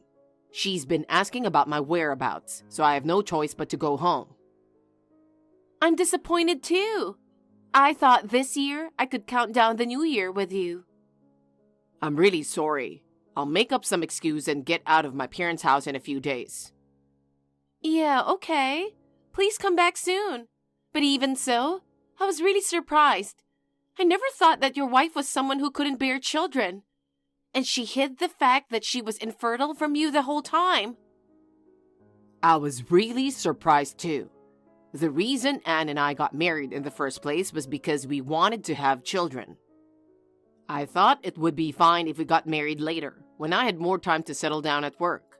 But we both wanted to have at least 3 kids if possible. We thought it would be a good idea to get started as soon as possible. So we decided to get married. And yet, my wife is infertile. I can't believe it. Wow, that's a scam. That's right. It's a kind of marriage fraud. Well, I do feel sorry for her for being infertile. But I don't think you should get married without telling the person who's going to be your mate. I wonder why she just wasn't honest with me about it. She probably didn't want to lose you. She knew you'd like the kids, so she tried to appeal to you that she wanted kids too. She can't even have one, let alone a lot of children. She probably thought that once you were married, everything would be fine. If I had known from the beginning that she was infertile, I wouldn't have rushed into marriage. But then, I realized something really cool. What? What? She hid the fact that she was infertile from me. I think that's more than enough reason for me to ask for a divorce. I see. So, does that mean... Oh, I might even be able to file damages against her for fraud. That's right. Normally, if your wife found out about our relationship, she would probably ask for compensation. She hid the fact that she was infertile too. So, it's a win-win situation. Oh, we might be able to get a divorce without paying anything. And you found out that your husband was cheating on you too. Well, we don't have proper proof yet. Some people have witnessed the affair, so I'm sure he's up to something. He might even have an illegitimate child. An illegitimate child? Oh my God. Yeah, that's horrible. I mean, he and I don't even have a child yet. I heard the child is big enough to walk hand in hand with. I see. Well, then I guess you'll just have to call it a mutual divorce like I did. Either way, fate is on our side. I'm glad. I can't wait to be with you. Me too. I'm going to get rid of that infertile woman and have a baby with you. Harold, your mother told me about you. You came back to your parents' house once at the end of the year and left again at the beginning of the year. And now you are staying with a friend. This friend is a woman, right? Actually, I hired a firm to look into it. I've been trying to get in touch with you. And I heard a rumor that you were walking around town with a woman I don't know. I thought I'd better check it out. I was surprised when I saw the results. The other woman is married too. Her husband is away for a long time on a business trip. You took advantage of that time and moved in with her. You moved out to be with her, didn't you? I'd like to discuss the future with you. I think it's about time you got back to me. We have all the evidence of the affair and we have your whereabouts. Oh, yes, and by the way, I'll be sure to ask for some type of compensation. There's no point in trying to weasel out of it. Melinda, I'm on my way home from work. I got a text from my wife. It seems she found out about us. Oh, really? She hired a private detective to check into it. They know I've been in and out of your house and that you're married. She said she's got all the evidence she needs and she wants to talk to me about what's going on. Wow, she even used a detective. She's going to ask for alimony. But you have a trump card, don't you? Haha, that's right. She said there was no point in running away. I'm not going to run or hide. Let's see who's going to pay. So, what are you going to do after this? Are you going to talk to your wife? Well, although I don't have to worry about getting charged with compensation, to be honest, it's just too much of a hassle to talk about it. I'll just ignore her till she contacts me again. Let's just enjoy living with each other for the time being. Okay. I wonder if your wife will get mad and come over to my house. Don't worry. She doesn't have the guts. Even if she does come over, I'm sure she'll calm down when I confront her with the fact that she hid the fact that she was infertile. That's true. Oh, I'm almost there. I'll be home in a bit. Okay, I have dinner waiting for you.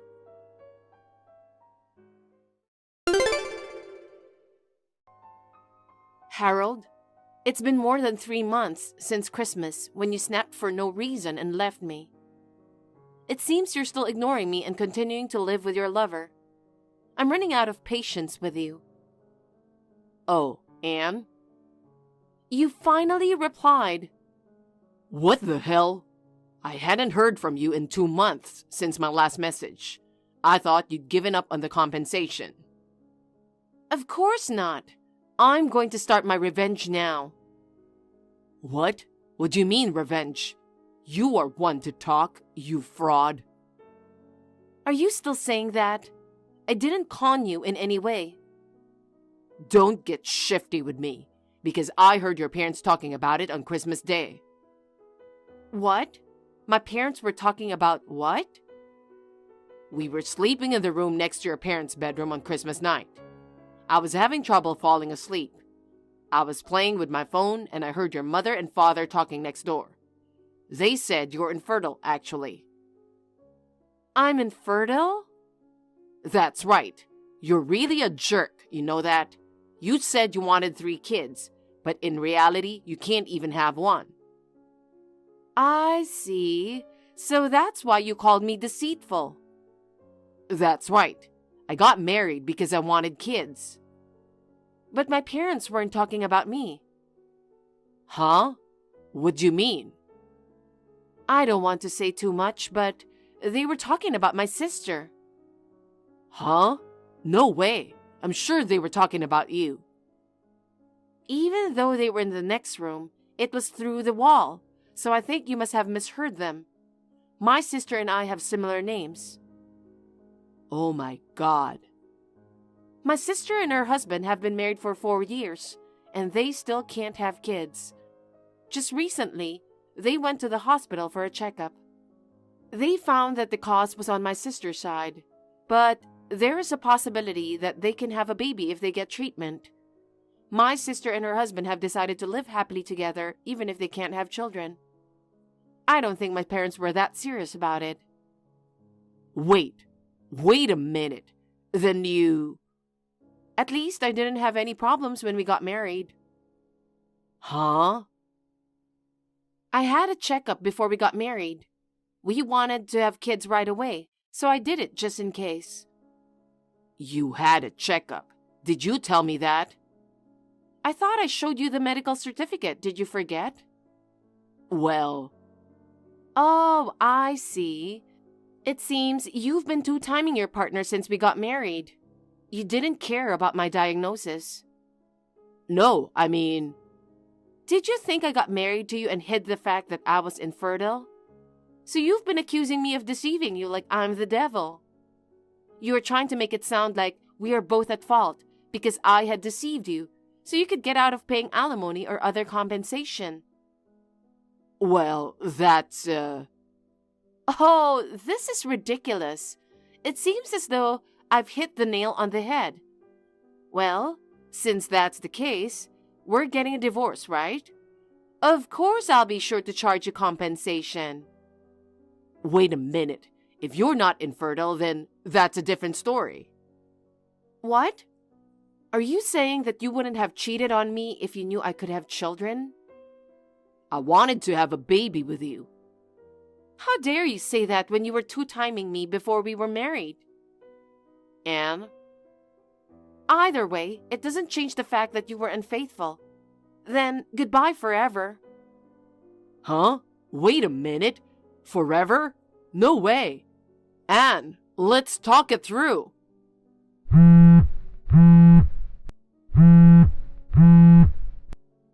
Please, Anne, don't turn your back on me.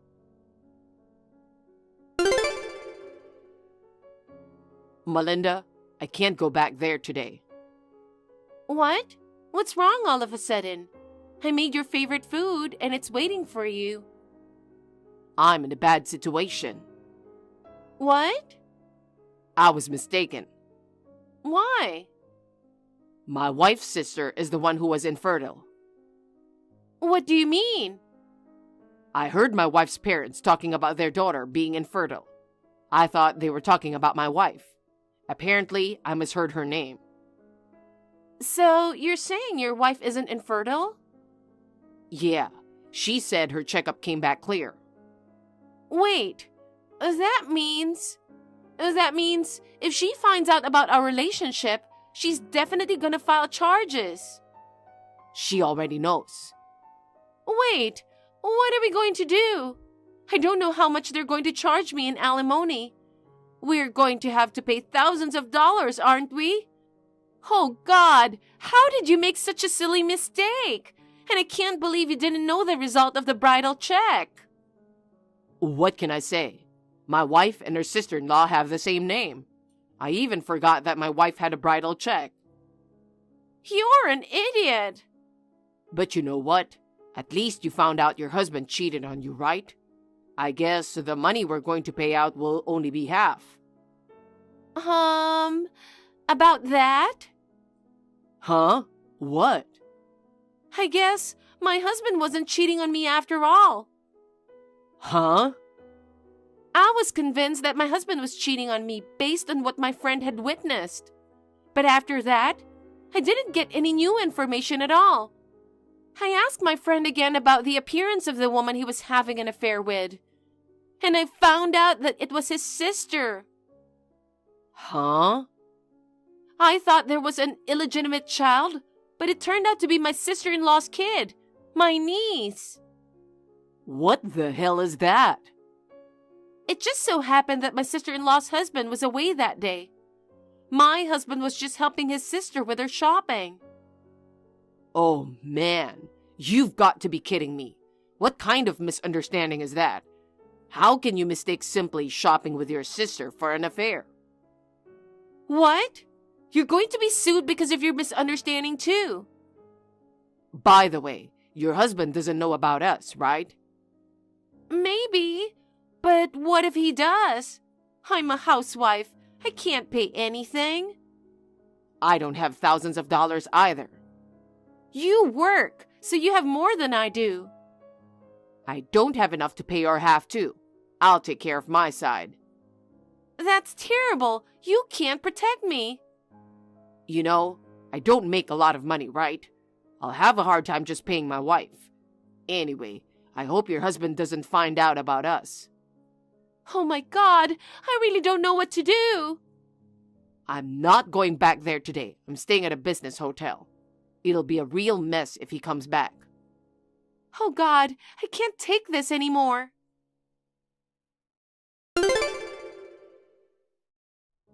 Harold, it's what we are afraid might happen. Don't tell me. Yesterday, my husband came back from his business trip. He told me he's divorcing me. I knew it. He found out about us. Your wife contacted him.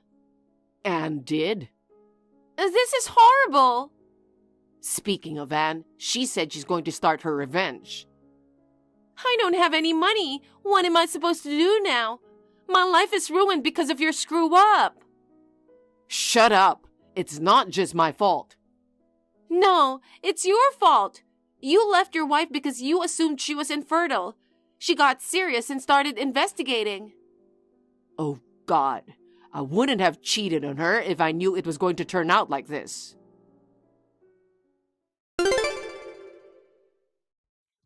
After that, Harold and I successfully got divorced. Melinda, his lover, and her husband also divorced about the same time.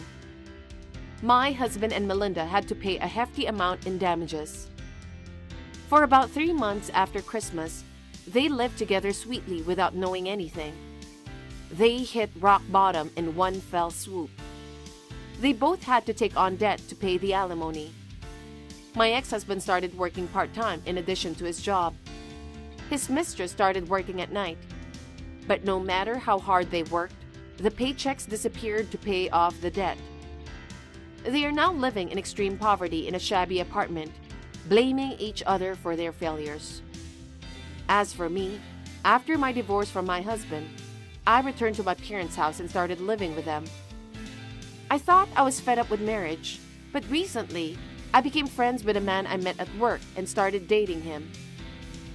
I still don't know what the future holds.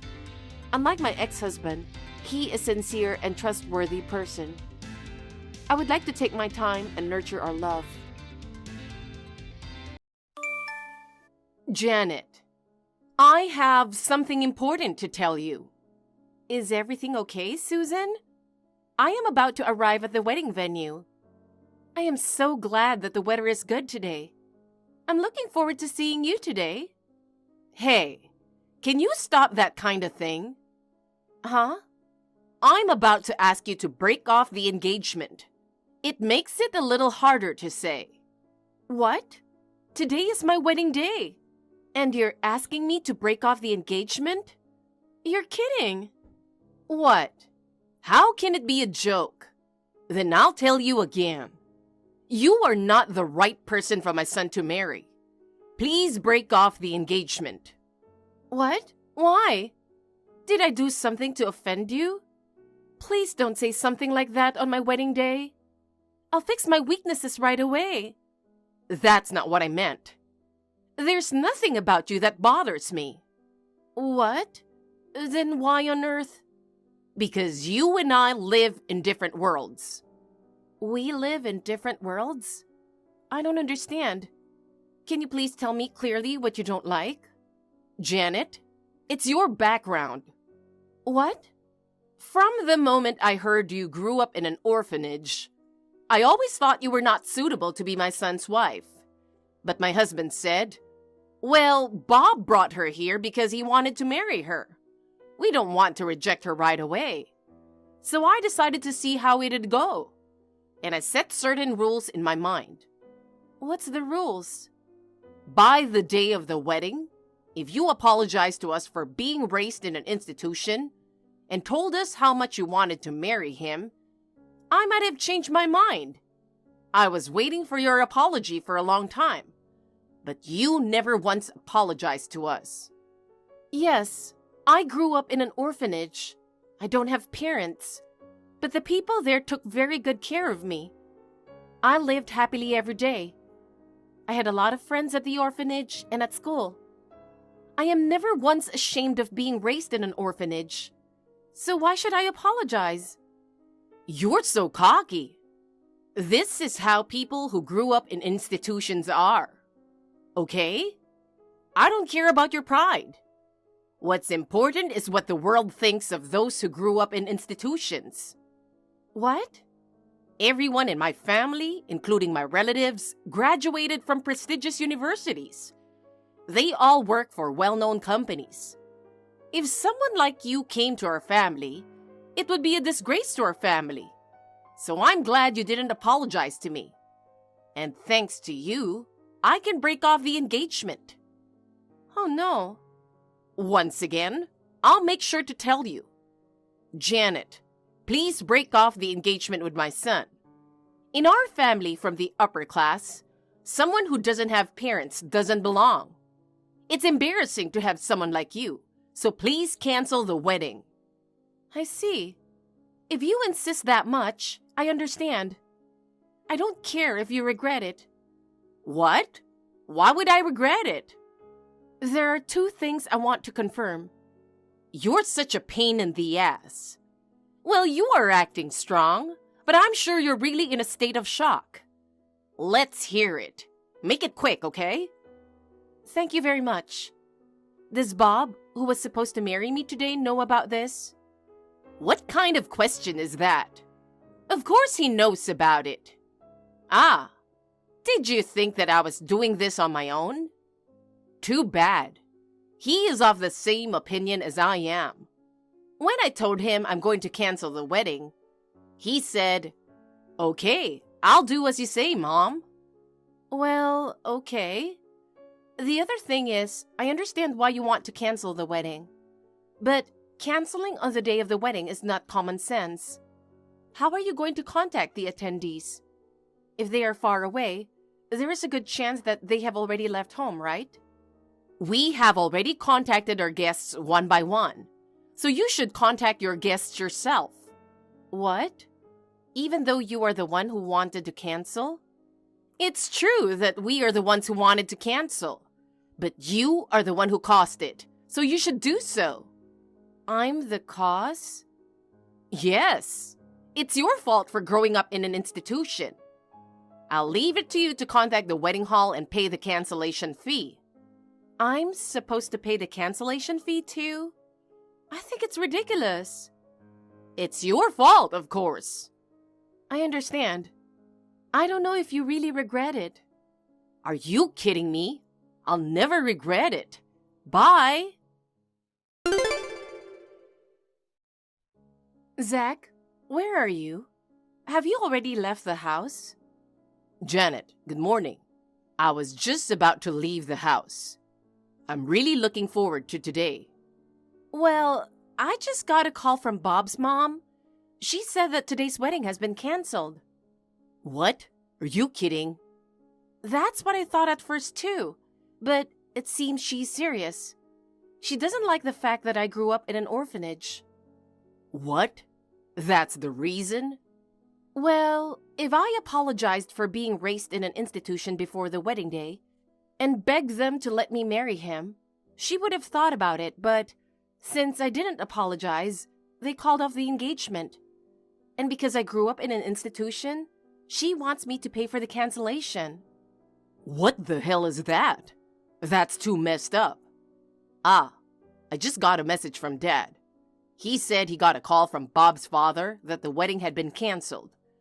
Dad says, what the hell is going on? He seems to be confused too. Of course he is. Canceling on the very day of the wedding. Well, Susan said she's contacting the groom's side. Your father is invited on the groom's side. I heard from you that Bob's parents are very picky about educational background and so on. But is Bob okay with this? I thought he loved you. I couldn't believe it either, so I called Bob and asked him if he was okay with canceling the wedding. And he said he couldn't go against his parents. Huh? Unbelievable. You're lucky you didn't marry someone like that. It could have been worse. Zach, I appreciate the sentiment, but please calm down. I have a favor to ask you. A favor? I'm running out of time. I need you to help me contact the people who were supposed to attend the wedding today. Of course. I'm on my way. Thanks. Until you get here, I'll let the people at the wedding hall know about the cancellation, and we'll discuss how we are going to handle it. Okay, I'll be there as soon as I can. Zach, thank you so much for yesterday. I couldn't do it without you. You were a lifesaver.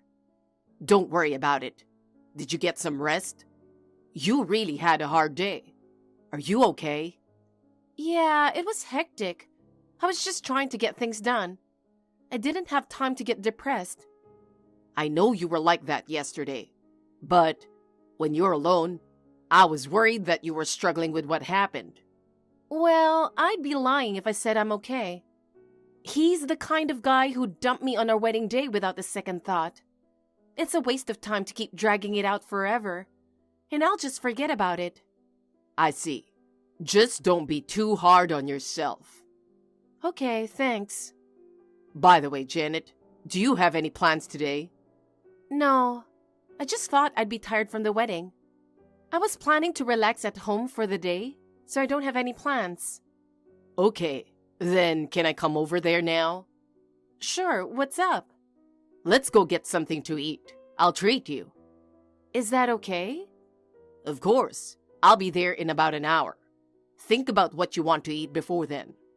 Yay, I'm so lucky to have you. I'll think about what to eat.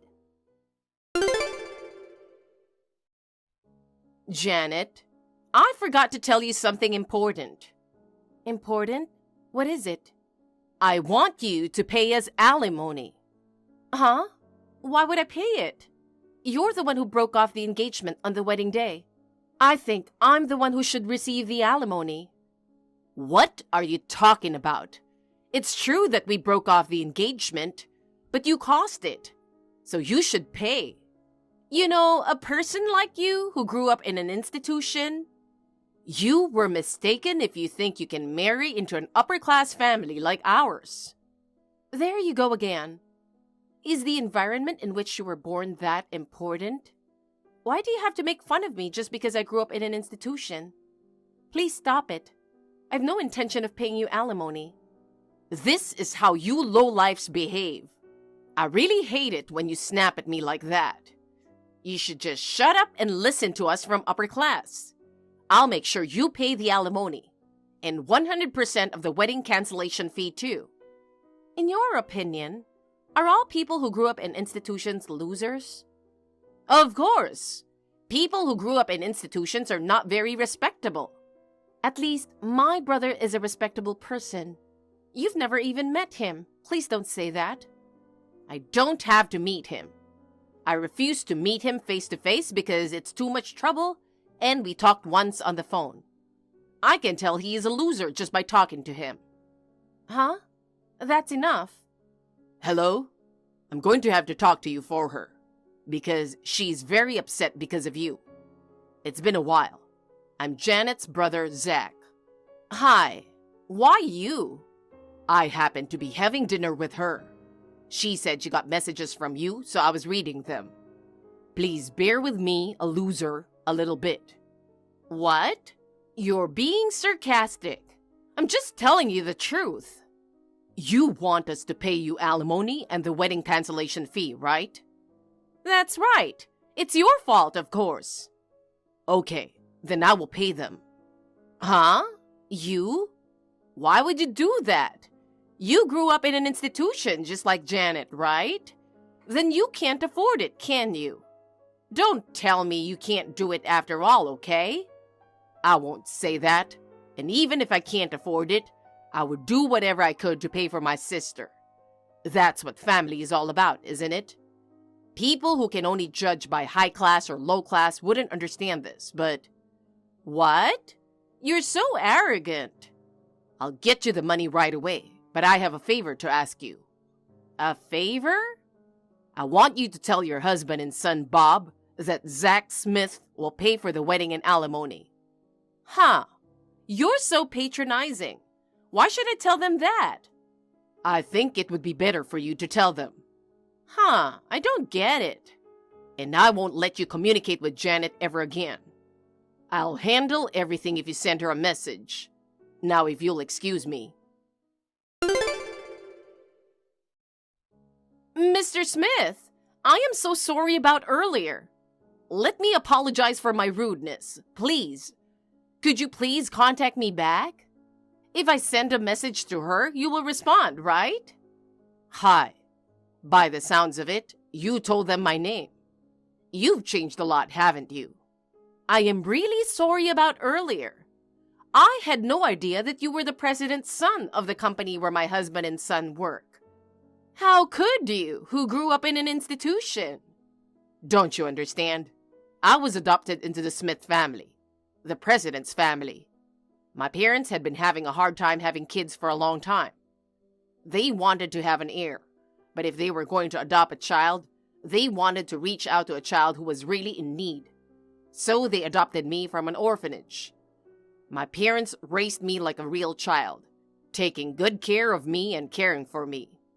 I joined this company because I wanted to give back to my parents. I believe it is my mission to one day follow in my father's footsteps and make the company even bigger. I had no idea.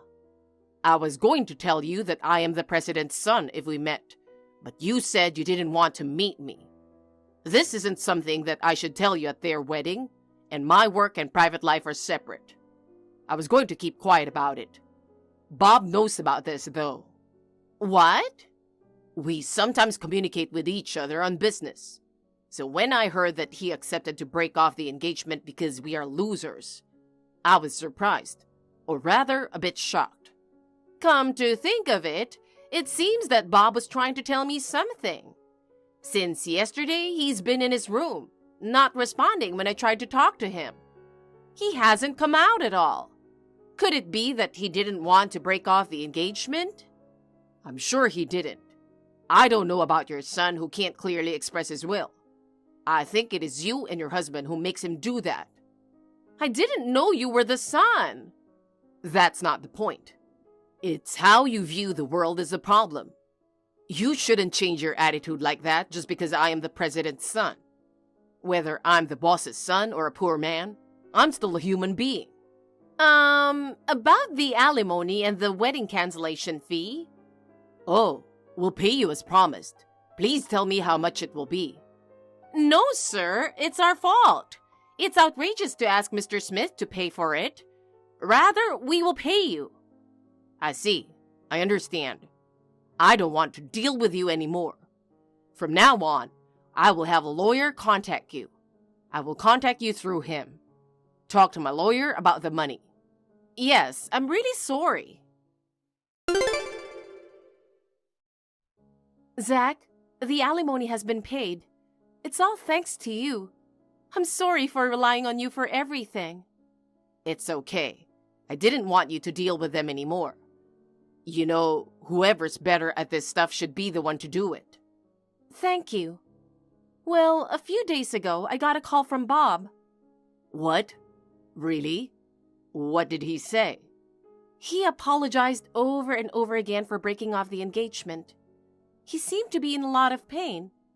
He blamed himself for not being able to say anything to his parents. I see. Bob himself told me that he was leaving the company. He said he wanted to start over from scratch in an environment where he didn't know anyone. Yeah, that's what I heard too. Bob's father must have felt he couldn't stay at the company. He resigned voluntarily. So, the whole family is unemployed. I feel a little better now. They were calling themselves upper class. That's right. Well, I guess they're being punished. I think so too. Thank you again, Zach. Don't mention it. Let me treat you next time. You know, now that I've received my alimony. You sure? I'm looking forward to it. Bob's father left his job and moved back to his hometown. He hired a lawyer and confronted Susan with a divorce. Susan was more concerned about losing her source of income than getting a divorce, demanding to have her property. She was not satisfied with her share of the property, so she turned to Bob to support her. But he rejected his mother, saying, "I'll live on my own, so don't get in my way." She could no longer rely on anyone. Now she is leading a simple life, far from what she is used to. Bob was controlled by his parents all his life. but now is desperately trying to change. I would like to support him from the shadows. Dawn, Julian told me. I heard the baby was born last night. Mom, I'm sorry it took me so long to get back to you. There was a problem during the delivery, and I had to have an emergency C-section. I've been so busy, I haven't been able to call you. It's okay, it's okay. I'm glad to hear that both mother and child are in good health. You had a baby late in life, and it sounds like you had a tough pregnancy. You did a great job. Thank you very much. By the way, I heard the baby is a girl? Yes, it is. She looks just like Julian, with big bright eyes. I'm her mother, but she's very cute. Please come and see her. Yes, I'll come visit you with my husband soon. We'll be waiting for you. I know it's strange to ask you this just after you had a child. Dawn, are you thinking about having a second child? What? You're already talking about a second child? If possible, I'd like you to have a boy next time. I guess it's too much to ask. You're already 43 years old, aren't you? I don't know about that. I would like to have 2 children if possible, but that's up to fate, I guess. Well, okay. They say it's risky to have a baby at an older age. I'll give up on having an heir. What? Oh, that's right. I'll send you a baby gift. What do you want? It's a girl, so how about some pretty clothes? That'd be great. We didn't know the sex until after the baby was born. I didn't get a lot of clothes for her. Well, I'll take care of that. We had 3 boys. I never had a chance to buy frilly, ribboned, pink, or cute clothes. I'd love to dress your baby in cute, girly clothes. I just hope you like it. How does that sound? That sounds great. Me too. Since she's a girl, I want to dress her up in cute little girl's clothes. Good. Well, I'll send it to you soon. Look forward to it. Thank you, Mom.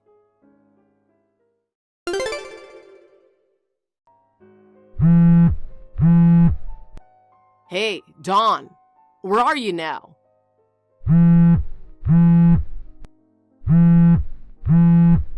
Oh, Julian, what's wrong? I just got home from work and the house is totally dark. We just had a newborn baby. Where the heck are you wandering around at this hour? What's more, I found a big cardboard box in the yard. The box was crushed and mangled. You threw it out the living room window. Oh, you mean that? Yeah, that's it. I can't take that stuff. I'm going to get rid of the whole box. That was the present from Mom, right? Mom said she sent you a bunch of baby clothes the other day. I can't believe it. Throwing a present from Mom out the window? That's a horrible thing to do. You better apologize right away. Apologize? You gotta be kidding me. What did you say? You're a very lucky man, aren't you? You have no idea why I did it. I don't understand. You're really mean, you know that? Mom went out of her way to choose that stuff just for you, and you treat her like trash? Yeah, right. Out of her way. She went to several different stores looking for clothes that would look good on her daughter. I went with her. Mom was so excited. What? You went with her too? Huh? Why are you surprised? Mom said it would be a bad idea for her just to choose stuff of her own liking. She wanted to choose things that you and I would like too. That's how much she cares about you. You went with her and bought those clothes. Huh? I'm dumbfounded. I'm the one who's dumbfounded. You trampled on my mother's feelings. You, go to my parents' house right now and apologize to my mother. I don't want to. I mean, I'm at my parents' house right now. I'm not going back there. What? Your parents' house? Why are you at home? I mean, Your mother and father are busy with work, aren't they? You told me you weren't going back. That's right. I wasn't planning on going home. But when I told my mom about the situation, she agreed to take some time off. My sisters live nearby. I've decided to stay with my parents for a while. I can't believe you just went without talking to me. Then I won't be able to see my daughter. It's too much burden on your mother and father. Come back here as soon as you can. You still don't get it? Huh? I don't want to see you and my mother-in-law. What are you talking about? My mother misses her grandchild too. I wonder about that. Dawn, if you want to apologize, now's the time. You're the one who should apologize. Well, even if you apologize, I'm not going back. What's going on? Who's going to take care of me if you're not here? I can't even cook a meal. I don't know how to clean. I don't even know how to use the washing machine. Why don't you take this opportunity to learn how to do housework? I'm too busy working, you know. Well, I've been doing all the housework while working too. Shut up. Men and women are different. Oh yeah? Then why don't you go back to your favorite mother and ask her to take care of you? Huh? Anyway, I'm not going back for a while. We'll talk about the rest later. Okay, bye. I think it's time for me to go feed the baby, so I have to go. What? Wait a minute. Dawn.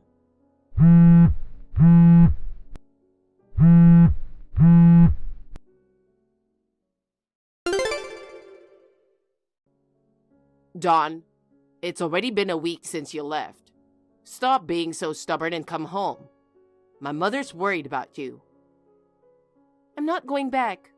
I'm divorcing you. What? Divorce? Are you serious? Of course I'm serious. After what she did to me? You mean things like her presence? God, you're so narrow-minded. It's just that the clothes she picked out for you didn't happen to suit your taste. You're out of your mind if you're going to divorce me over something as trivial as that. Did you even check the presents? Can you say the same thing after seeing them? Huh? They're still in the box. I didn't see them. When we bought them at the store, I helped her pick them out. I have a general idea what they look like. They are pink and frilly, like something a girl would wear, right? And a hat with bunny ears. You ask Mom to buy you pretty clothes, and then you see the real thing and throw it away because you don't like it? That's just being selfish. You know what? Why don't you go look at the real thing? Maybe you left the cardboard box in the yard? Oh man, fine. I'll go take a look now.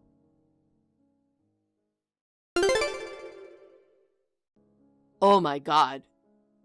Did you look at the presents? I opened them all. Now you know why I threw them away. Okay, but it's crazy. I mean, Mom definitely bought you frilly clothes. I saw it with my own eyes. And your mother said she was looking forward to buying the girls' clothes. The ones that were sent to our house were all boys' clothes, no matter how you look at it, right? The colors are blue, black, or green, not a single pink or red. They have pictures of airplanes and dinosaurs on them that boys would love. Well, maybe it doesn't matter what color they wear because they're boys. Obviously, this is a gift for a boy, right? No, it's a mistake. It's just a big mistake. What do you mean, mistake? It's funny, my mom is supposed to know that you had a girl. Maybe she was so excited about the birth of her long-awaited grandchild that she got confused. Don't play dumb with me. What? Those presents? My mother-in-law bought them for her other grandchild, right? Huh? What are you talking about?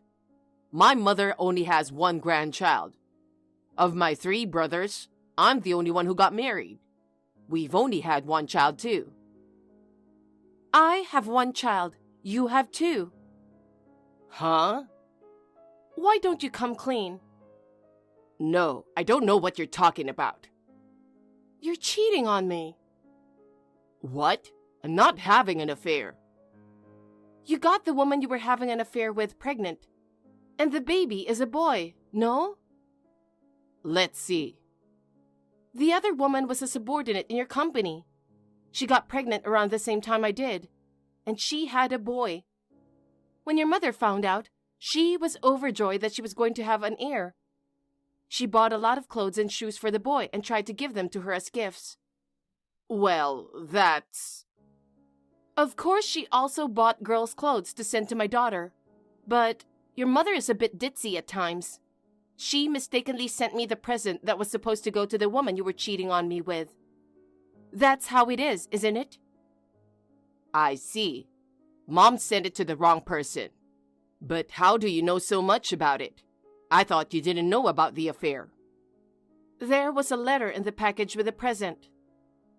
A letter? A letter from your mother to your girlfriend. Thank you for supporting my son at work. Thank you for giving birth to our heir. She also said she'd love to have her as her daughter-in-law. Oh my God. So I called the detective agency right away, and they looked into you and her. It seems you've been seeing her for a long time, and you got your wife and your affair partner pregnant at almost the same time. You were such a scumbag. No, it's not. This is a bit of a fluke. I wasn't planning on having a baby with her, but she insisted and... Let's just get divorced. What? Wait a minute. I apologize for cheating on you. You even made a baby. It's too late to apologize now. I'm really sorry. You got pregnant and I was lonely. I just wanted to feel young again. I heard she's only 25. That's almost the age difference of a parent and a child. How could you even think of making a move? A 20-something girl was nice to an older guy like me. I got carried away. I'm so sorry. What were you going to do with the child you had with the woman you cheated on your wife with? She had a boy. You were going to make him your heir, weren't you? No, that was Mom's own decision. She had all those presents ready for him. You and your mother must have been very happy. But she had even bought clothes for your child. Pink, frilly, and super cute. I didn't get it, though. I'm sure the pink frilly clothes have probably arrived at your girlfriend's house by now. I bet she's surprised. Dawn, calm down. Anyway, just come on back. Let's talk about it. There's nothing to discuss. I'm divorcing you, that's it. Wait a minute, Dawn. Please, come back.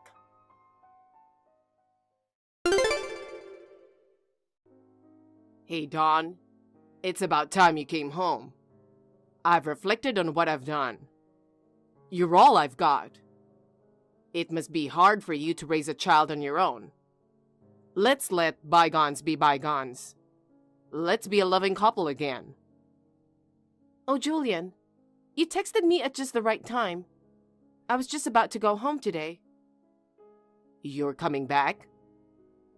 I'll be there in a little while. I see.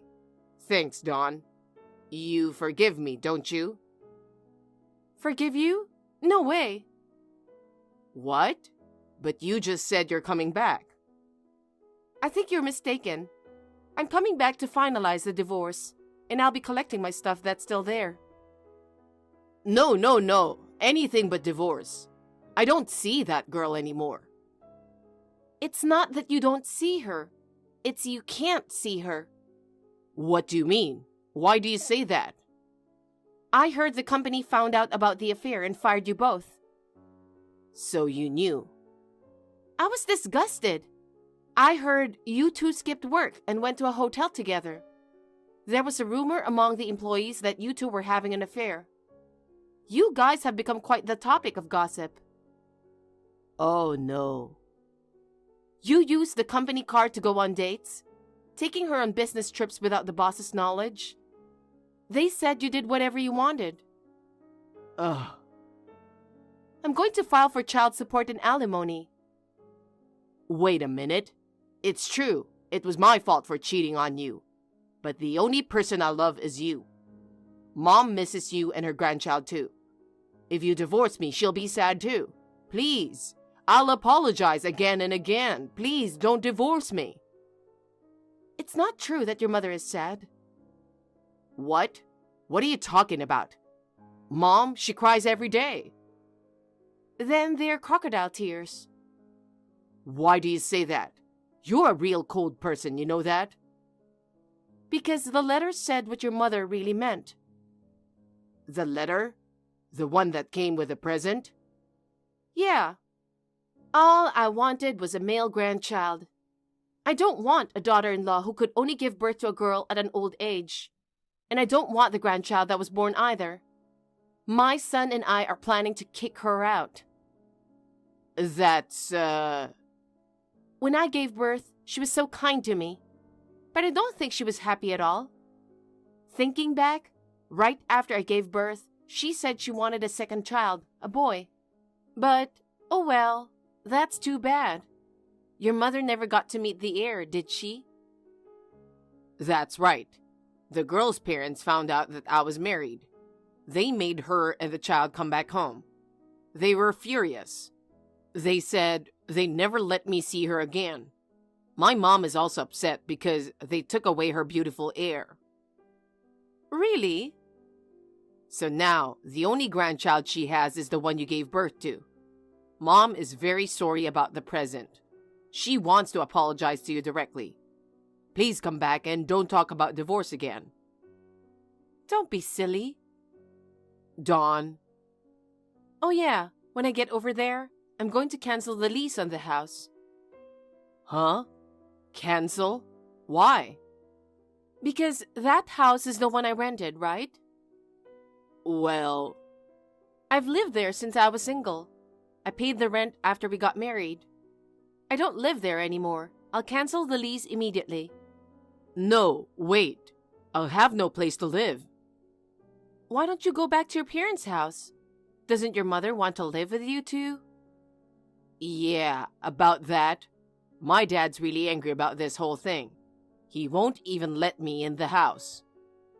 Then why don't you stay at a hotel? I don't have that kind of money. I got fired from my job and I have no income. If hotels are too expensive, why don't you go to a bed and breakfast? I can't even afford a bed and breakfast. I'm seriously strapped for cash. Then why don't you sleep on a park bench? You're mean. Let me tell you something. I don't care how much you plead that you don't have any money. I'm still going to charge you alimony and child support. Oh no. I have to pay child support for my ex-girlfriend too. You're gonna have to work really hard from now on. Wait a minute. I'm a mess. I've lost so much. I can't keep up. You deserve it. How am I supposed to live with myself now? I don't know. You're a grown man. You're on your own. Well then, my father and I are on our way now. What? Your father is coming too? Yes, he wants to talk to you about some things. Oh my God. I don't like your father. He scares me. You can't run away from him. In fact, he's already right in front of the house.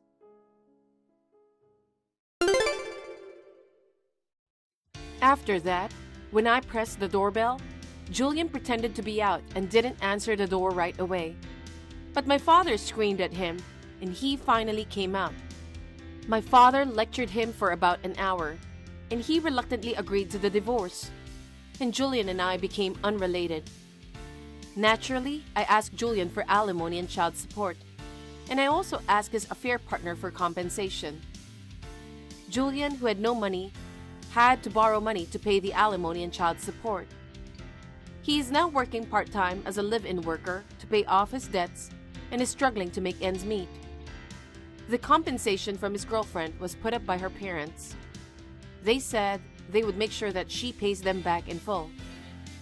My mother-in-law was given a divorce by my father-in-law and kicked out of her house. She's now living alone in a small apartment.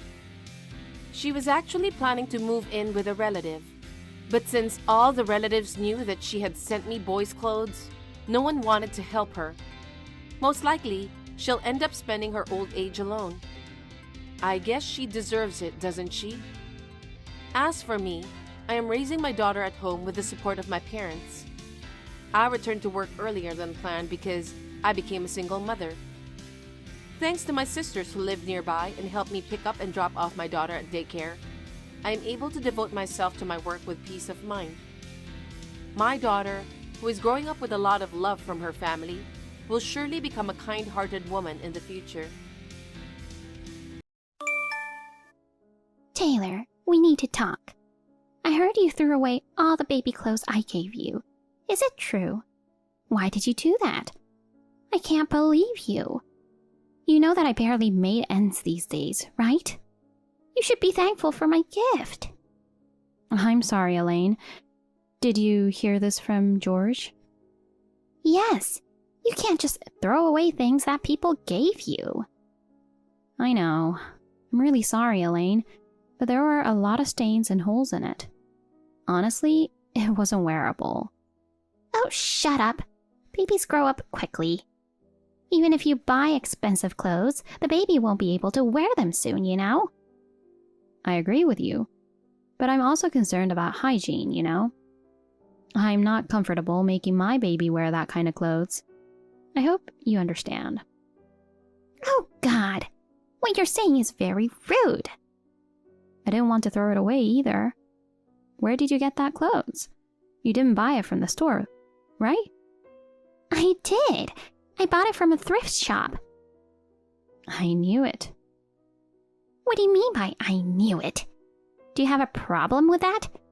It was $10 for 5 pieces of clothing. Such a steal deal, don't you think? Wow. Yeah, it's cheap. But you know, we already have a bunch of clothes. Oh, really? Yeah. I thought George told you about it. He didn't say anything. How many clothes did you buy? I'm pretty sure it cost more than the clothes that I got for you, right? Stop wasting money, Taylor. Yes. I don't intend to waste my money. But that doesn't mean I want to spend too much on something my child is going to wear. I think the one I bought cost around $20. It's not that expensive at all. What? That's too much. Stop wasting my son's money. You think? I believe it's normal to spend that much on baby clothes. I also used my salary to buy the clothes. Can you stop accusing me of wasting money? Stop talking back to me. Why can't you listen to me? I'm sorry. I'm just trying to explain my side. You know what? You are a mother now. You need to think wisely in every situation. Yes, I will keep that in mind. Are you saving money? Yes, of course I am. Then, that's good. Do you know that raising a child will cost an average of $240,000? You should have at least $10,000 saved up by now. Oh, yeah. I heard that it costs that much. I think it will go even higher since the economic situation is getting worse every year. So, how prepared are you? What do you mean? You're so slow. I'm asking you how much savings you have. I don't know why I have to tell you that. Why not? Do you think I'm planning to steal your savings or something? What? No, I'm not thinking that way. All right, then you don't have to tell me the exact amount. But do you have at least $10,000 saved up? I guess. That's good. I thought you didn't know how to save up money, but that's quite impressive. Well, now you know how much savings we have. You don't have to worry about our financial situation, Elaine. Okay. But I won't forgive you if you waste money. Yes, I will be careful. Good. So, what's your birth plan? Have you considered the home birth that I suggested to you so many times? Oh, yeah, about that. I told you we already decided to give birth in the hospital as we planned. No. That's a bad idea. I had a midwife come to my house to deliver my son, and I'm glad I did. I appreciate your advice, Elaine, but I want to give birth in the hospital. I understand that you gave birth safely at the house before, but for me, all I feel is anxiety. I prefer giving birth in a hospital, with all the doctors, nurses, and medical equipment. What are you worried about? At home, I'll be there, and George too, to support you. It's more relaxing than a hospital. Please reconsider, Taylor. I know you will thank me later. Hi, I'm Taylor. I'm 7 months pregnant, and I'm getting more and more excited to meet my little one. Recently, my mother-in-law Elaine keeps asking me to consider giving birth at home instead of at the hospital. I understand that she believes it's a good option because she has experience giving birth at home. But every pregnancy is different. I prefer being in the hospital to be prepared for anything. I'm honestly having a hard time with Elaine. It feels like an invasion of privacy when she asks how much money we've saved, even though she's my mother-in-law. I've never told my parents how much money we've saved since we got married. I appreciate her concern and advice, but sometimes it's just too much. I've really tried to get along with Elaine. I've made an effort to visit their house regularly with George, and I've also invited her over for dinner several times. But after her husband died in a car accident, she changed. She became even more attached to George than before. I understand that it's hard to go through the loss of a loved one. But even though we suggested therapy, she won't listen. Instead, she keeps pushing her own ideas about what our family should be like, and it's becoming increasingly stressful. It's just too much for me. I explained how I feel to my husband, but he doesn't understand. He just told me that I should be grateful that she's advising us. It's frustrating because he always takes her side. With each passing day, I find myself getting more and more stressed. Last week, when I suggested to my husband that we go shopping for baby clothes together, he brushed it off and told me I should do it alone. Honestly, I'm worried about raising a child with him. But at this point, I don't think I can change anything. For now, my priority is avoiding stress as much as possible and ensuring the birth of a healthy child. Oh my God! George! Hey, what's wrong? I'm having contraction. Oh, really? Are you heading to hospital now? Oh, I wish I was heading to the hospital now. Your mother came to our house with a midwife. I tried to go to the hospital, but they wouldn't let me leave the house to give birth here. Is that so? If the midwife is there, there's nothing to worry about. What do you mean? You know, Mom has been recommending a home birth for a long time. I told you that you should trust my mom, but you were being so stubborn, wanting to give birth in the hospital. I just don't understand why you wouldn't listen to someone who has experience of giving birth. Well, now you don't have a choice but to give birth in the house. Are you serious? What do you mean? If you listen to my mom, you'll never go wrong. Why do you always take your mom's side? The midwife is a crazy woman. What do you mean, crazy? Normally, wouldn't the midwife bring all sorts of things for the birth? She came to the house with no tools or anything. I don't think she's really a midwife. Oh, come on, stop overthinking. Just trust my mom. I can't. It's really weird. Now they're telling me that the home birth costs $10,000. What? That much? Yeah, it's really weird. I don't know what's going on. If you give birth at home, it should cost less than giving birth at the hospital. Something seems off. Is it? I think it's normal. What? No way it's normal. Maybe she's some famous midwife or something. I wouldn't mind spending the money if it means having a safer birth. Come on. I know that you trust your mother, but this whole situation is weird.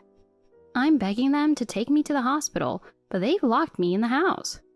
Does any of this seem normal to you? What's your point? My mom is doing this for your own sake. Please, George, why can't you take my side just for once? I told you before that your mother asked about our savings, right?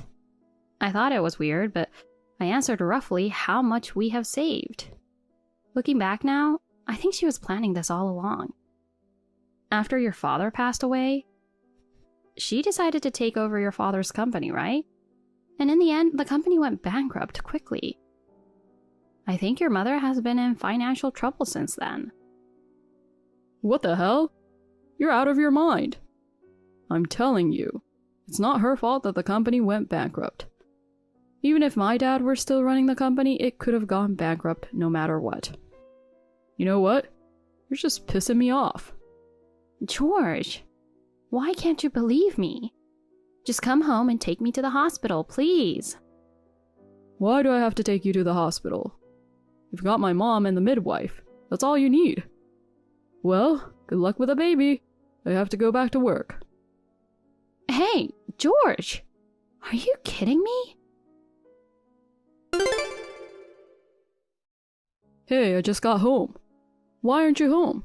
I thought you were giving birth at home. George, how could you stay at the office this late knowing that your wife was giving birth? You never texted me to ask how I was doing or about our baby. Don't you care about me? Don't you care if the baby was delivered safely? Ugh, Jesus Christ. I've been busting my butt to put food on the table. And now you're upset? Plus, I just wanted to enjoy my last day before becoming a dad, you know? What's your problem? I don't know what to say. But I know I made the right decision. What decision? Just so you know, I gave birth safely at the hospital. I'm in the hospital now. What? In the hospital? Why? I thought Mom and the midwife came to the house. Well, I'm glad the baby was born safely. I'll raise the child on my own, so let's get a divorce. What? Divorce? Do you want a divorce right after giving birth? Are you crazy? Oh, I'm crazy? I think you and your mother are crazy. What? Look at this photo.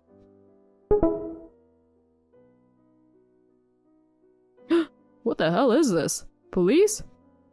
Yes, I called the police earlier and your mother and midwife were arrested. You called the police on them? Yes. They tied me up with a rope so I couldn't leave the house. I was really in pain and I felt my baby was in dangerous condition. I begged them to take me to the hospital, but they refused and locked me in the house. I asked you to come back home and take me to the hospital, but you didn't give a damn about me or the baby. So I had no choice but to call the police. Police arrived at the house immediately, and your mom and the midwife got arrested on the spot. What? They were just trying to help you give birth in the house. Oh, I don't think so. They asked me to pay the birth cost up front. Just as I told you, they asked me to pay $10,000. When I told them I couldn't pay that much, they started ransacking the house. Your mother started screaming that there's no way I don't have $10,000. I think your mother has been planning this for a long time. I can't believe it. Please tell me you're lying. No, I'm not lying. Just think about it. Why would she ask how much savings we have? Did you know that your mother has debt? What? Your mom used to spend a lot because your father was the company president, right? Now that the company is bankrupt and lost its source of income, But she couldn't stop spending extravagantly, so she went into debt. That's not true. She has Dad's inheritance and pension. Besides, I give her $200 allowance every month. That means she's spending more than that. Seriously? That is crazy. You know what's crazy? What? The person who came to our house wasn't a midwife or anything. She's a friend of your mother. She promised to pay her money in exchange for her help with a crime. Oh God. Do you know what's more crazier? You seem to think that the company has been learning since your father was running it. But your mom lied to you. What? Your father's company was always good in business. And yet your mom, who was helping him with accounting, she embezzled the profits little by little so that no one would ever know. My mom did what? When your father found out, he made sure that your mom had nothing to do with the company. But unfortunately, after your father passed away, she took over the company. And of course, the company went bankrupt. Also, most of the employees resigned from the company because they didn't want to work for your mom. Well, that's all I heard from the police. It seems like she told her whole life story during the questioning. I can't believe she lied to me. Anyway, I have something more important to discuss with you. What? What's more important than this? It's about our divorce. I don't want to. Please, don't leave me. Please. I can't live without you, Taylor.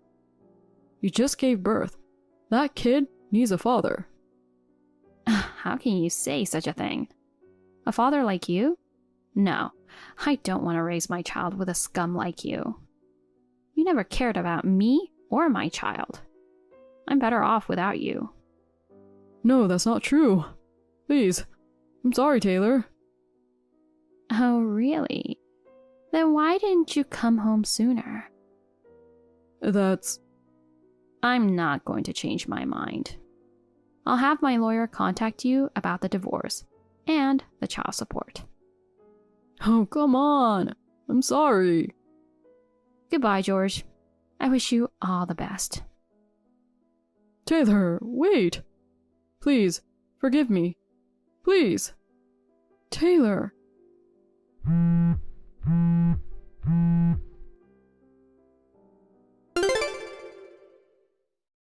I left the rest to my lawyer, and the divorce was successfully finalized. George also agreed to pay child support every month. For a few months, George tried to reconcile with me through my parents. He sent me letters, but I have not read the letters, of course. According to my parents, George became mentally ill after the divorce with me. He started missing more and more days of work, and when he did show up, his performance was poor. He was warned by his boss many times, but his situation didn't change. In the end, George was transferred to a regional office. On the other hand, Elaine got a criminal record after that incident. She got fired from her job, and her landlord kicked her out for not paying rent. With nowhere else to turn, Elaine decided to rely on George. Despite all the terrible things Elaine had done, George accepted her mother, and they started living together. George started doing therapy with Elaine's mother to work through their issues. I heard therapy is going well for both of them. It's been helping them understand each other better. With therapy and support, George started doing better in his job. Meanwhile, I'm taking care of our child with the help of my parents.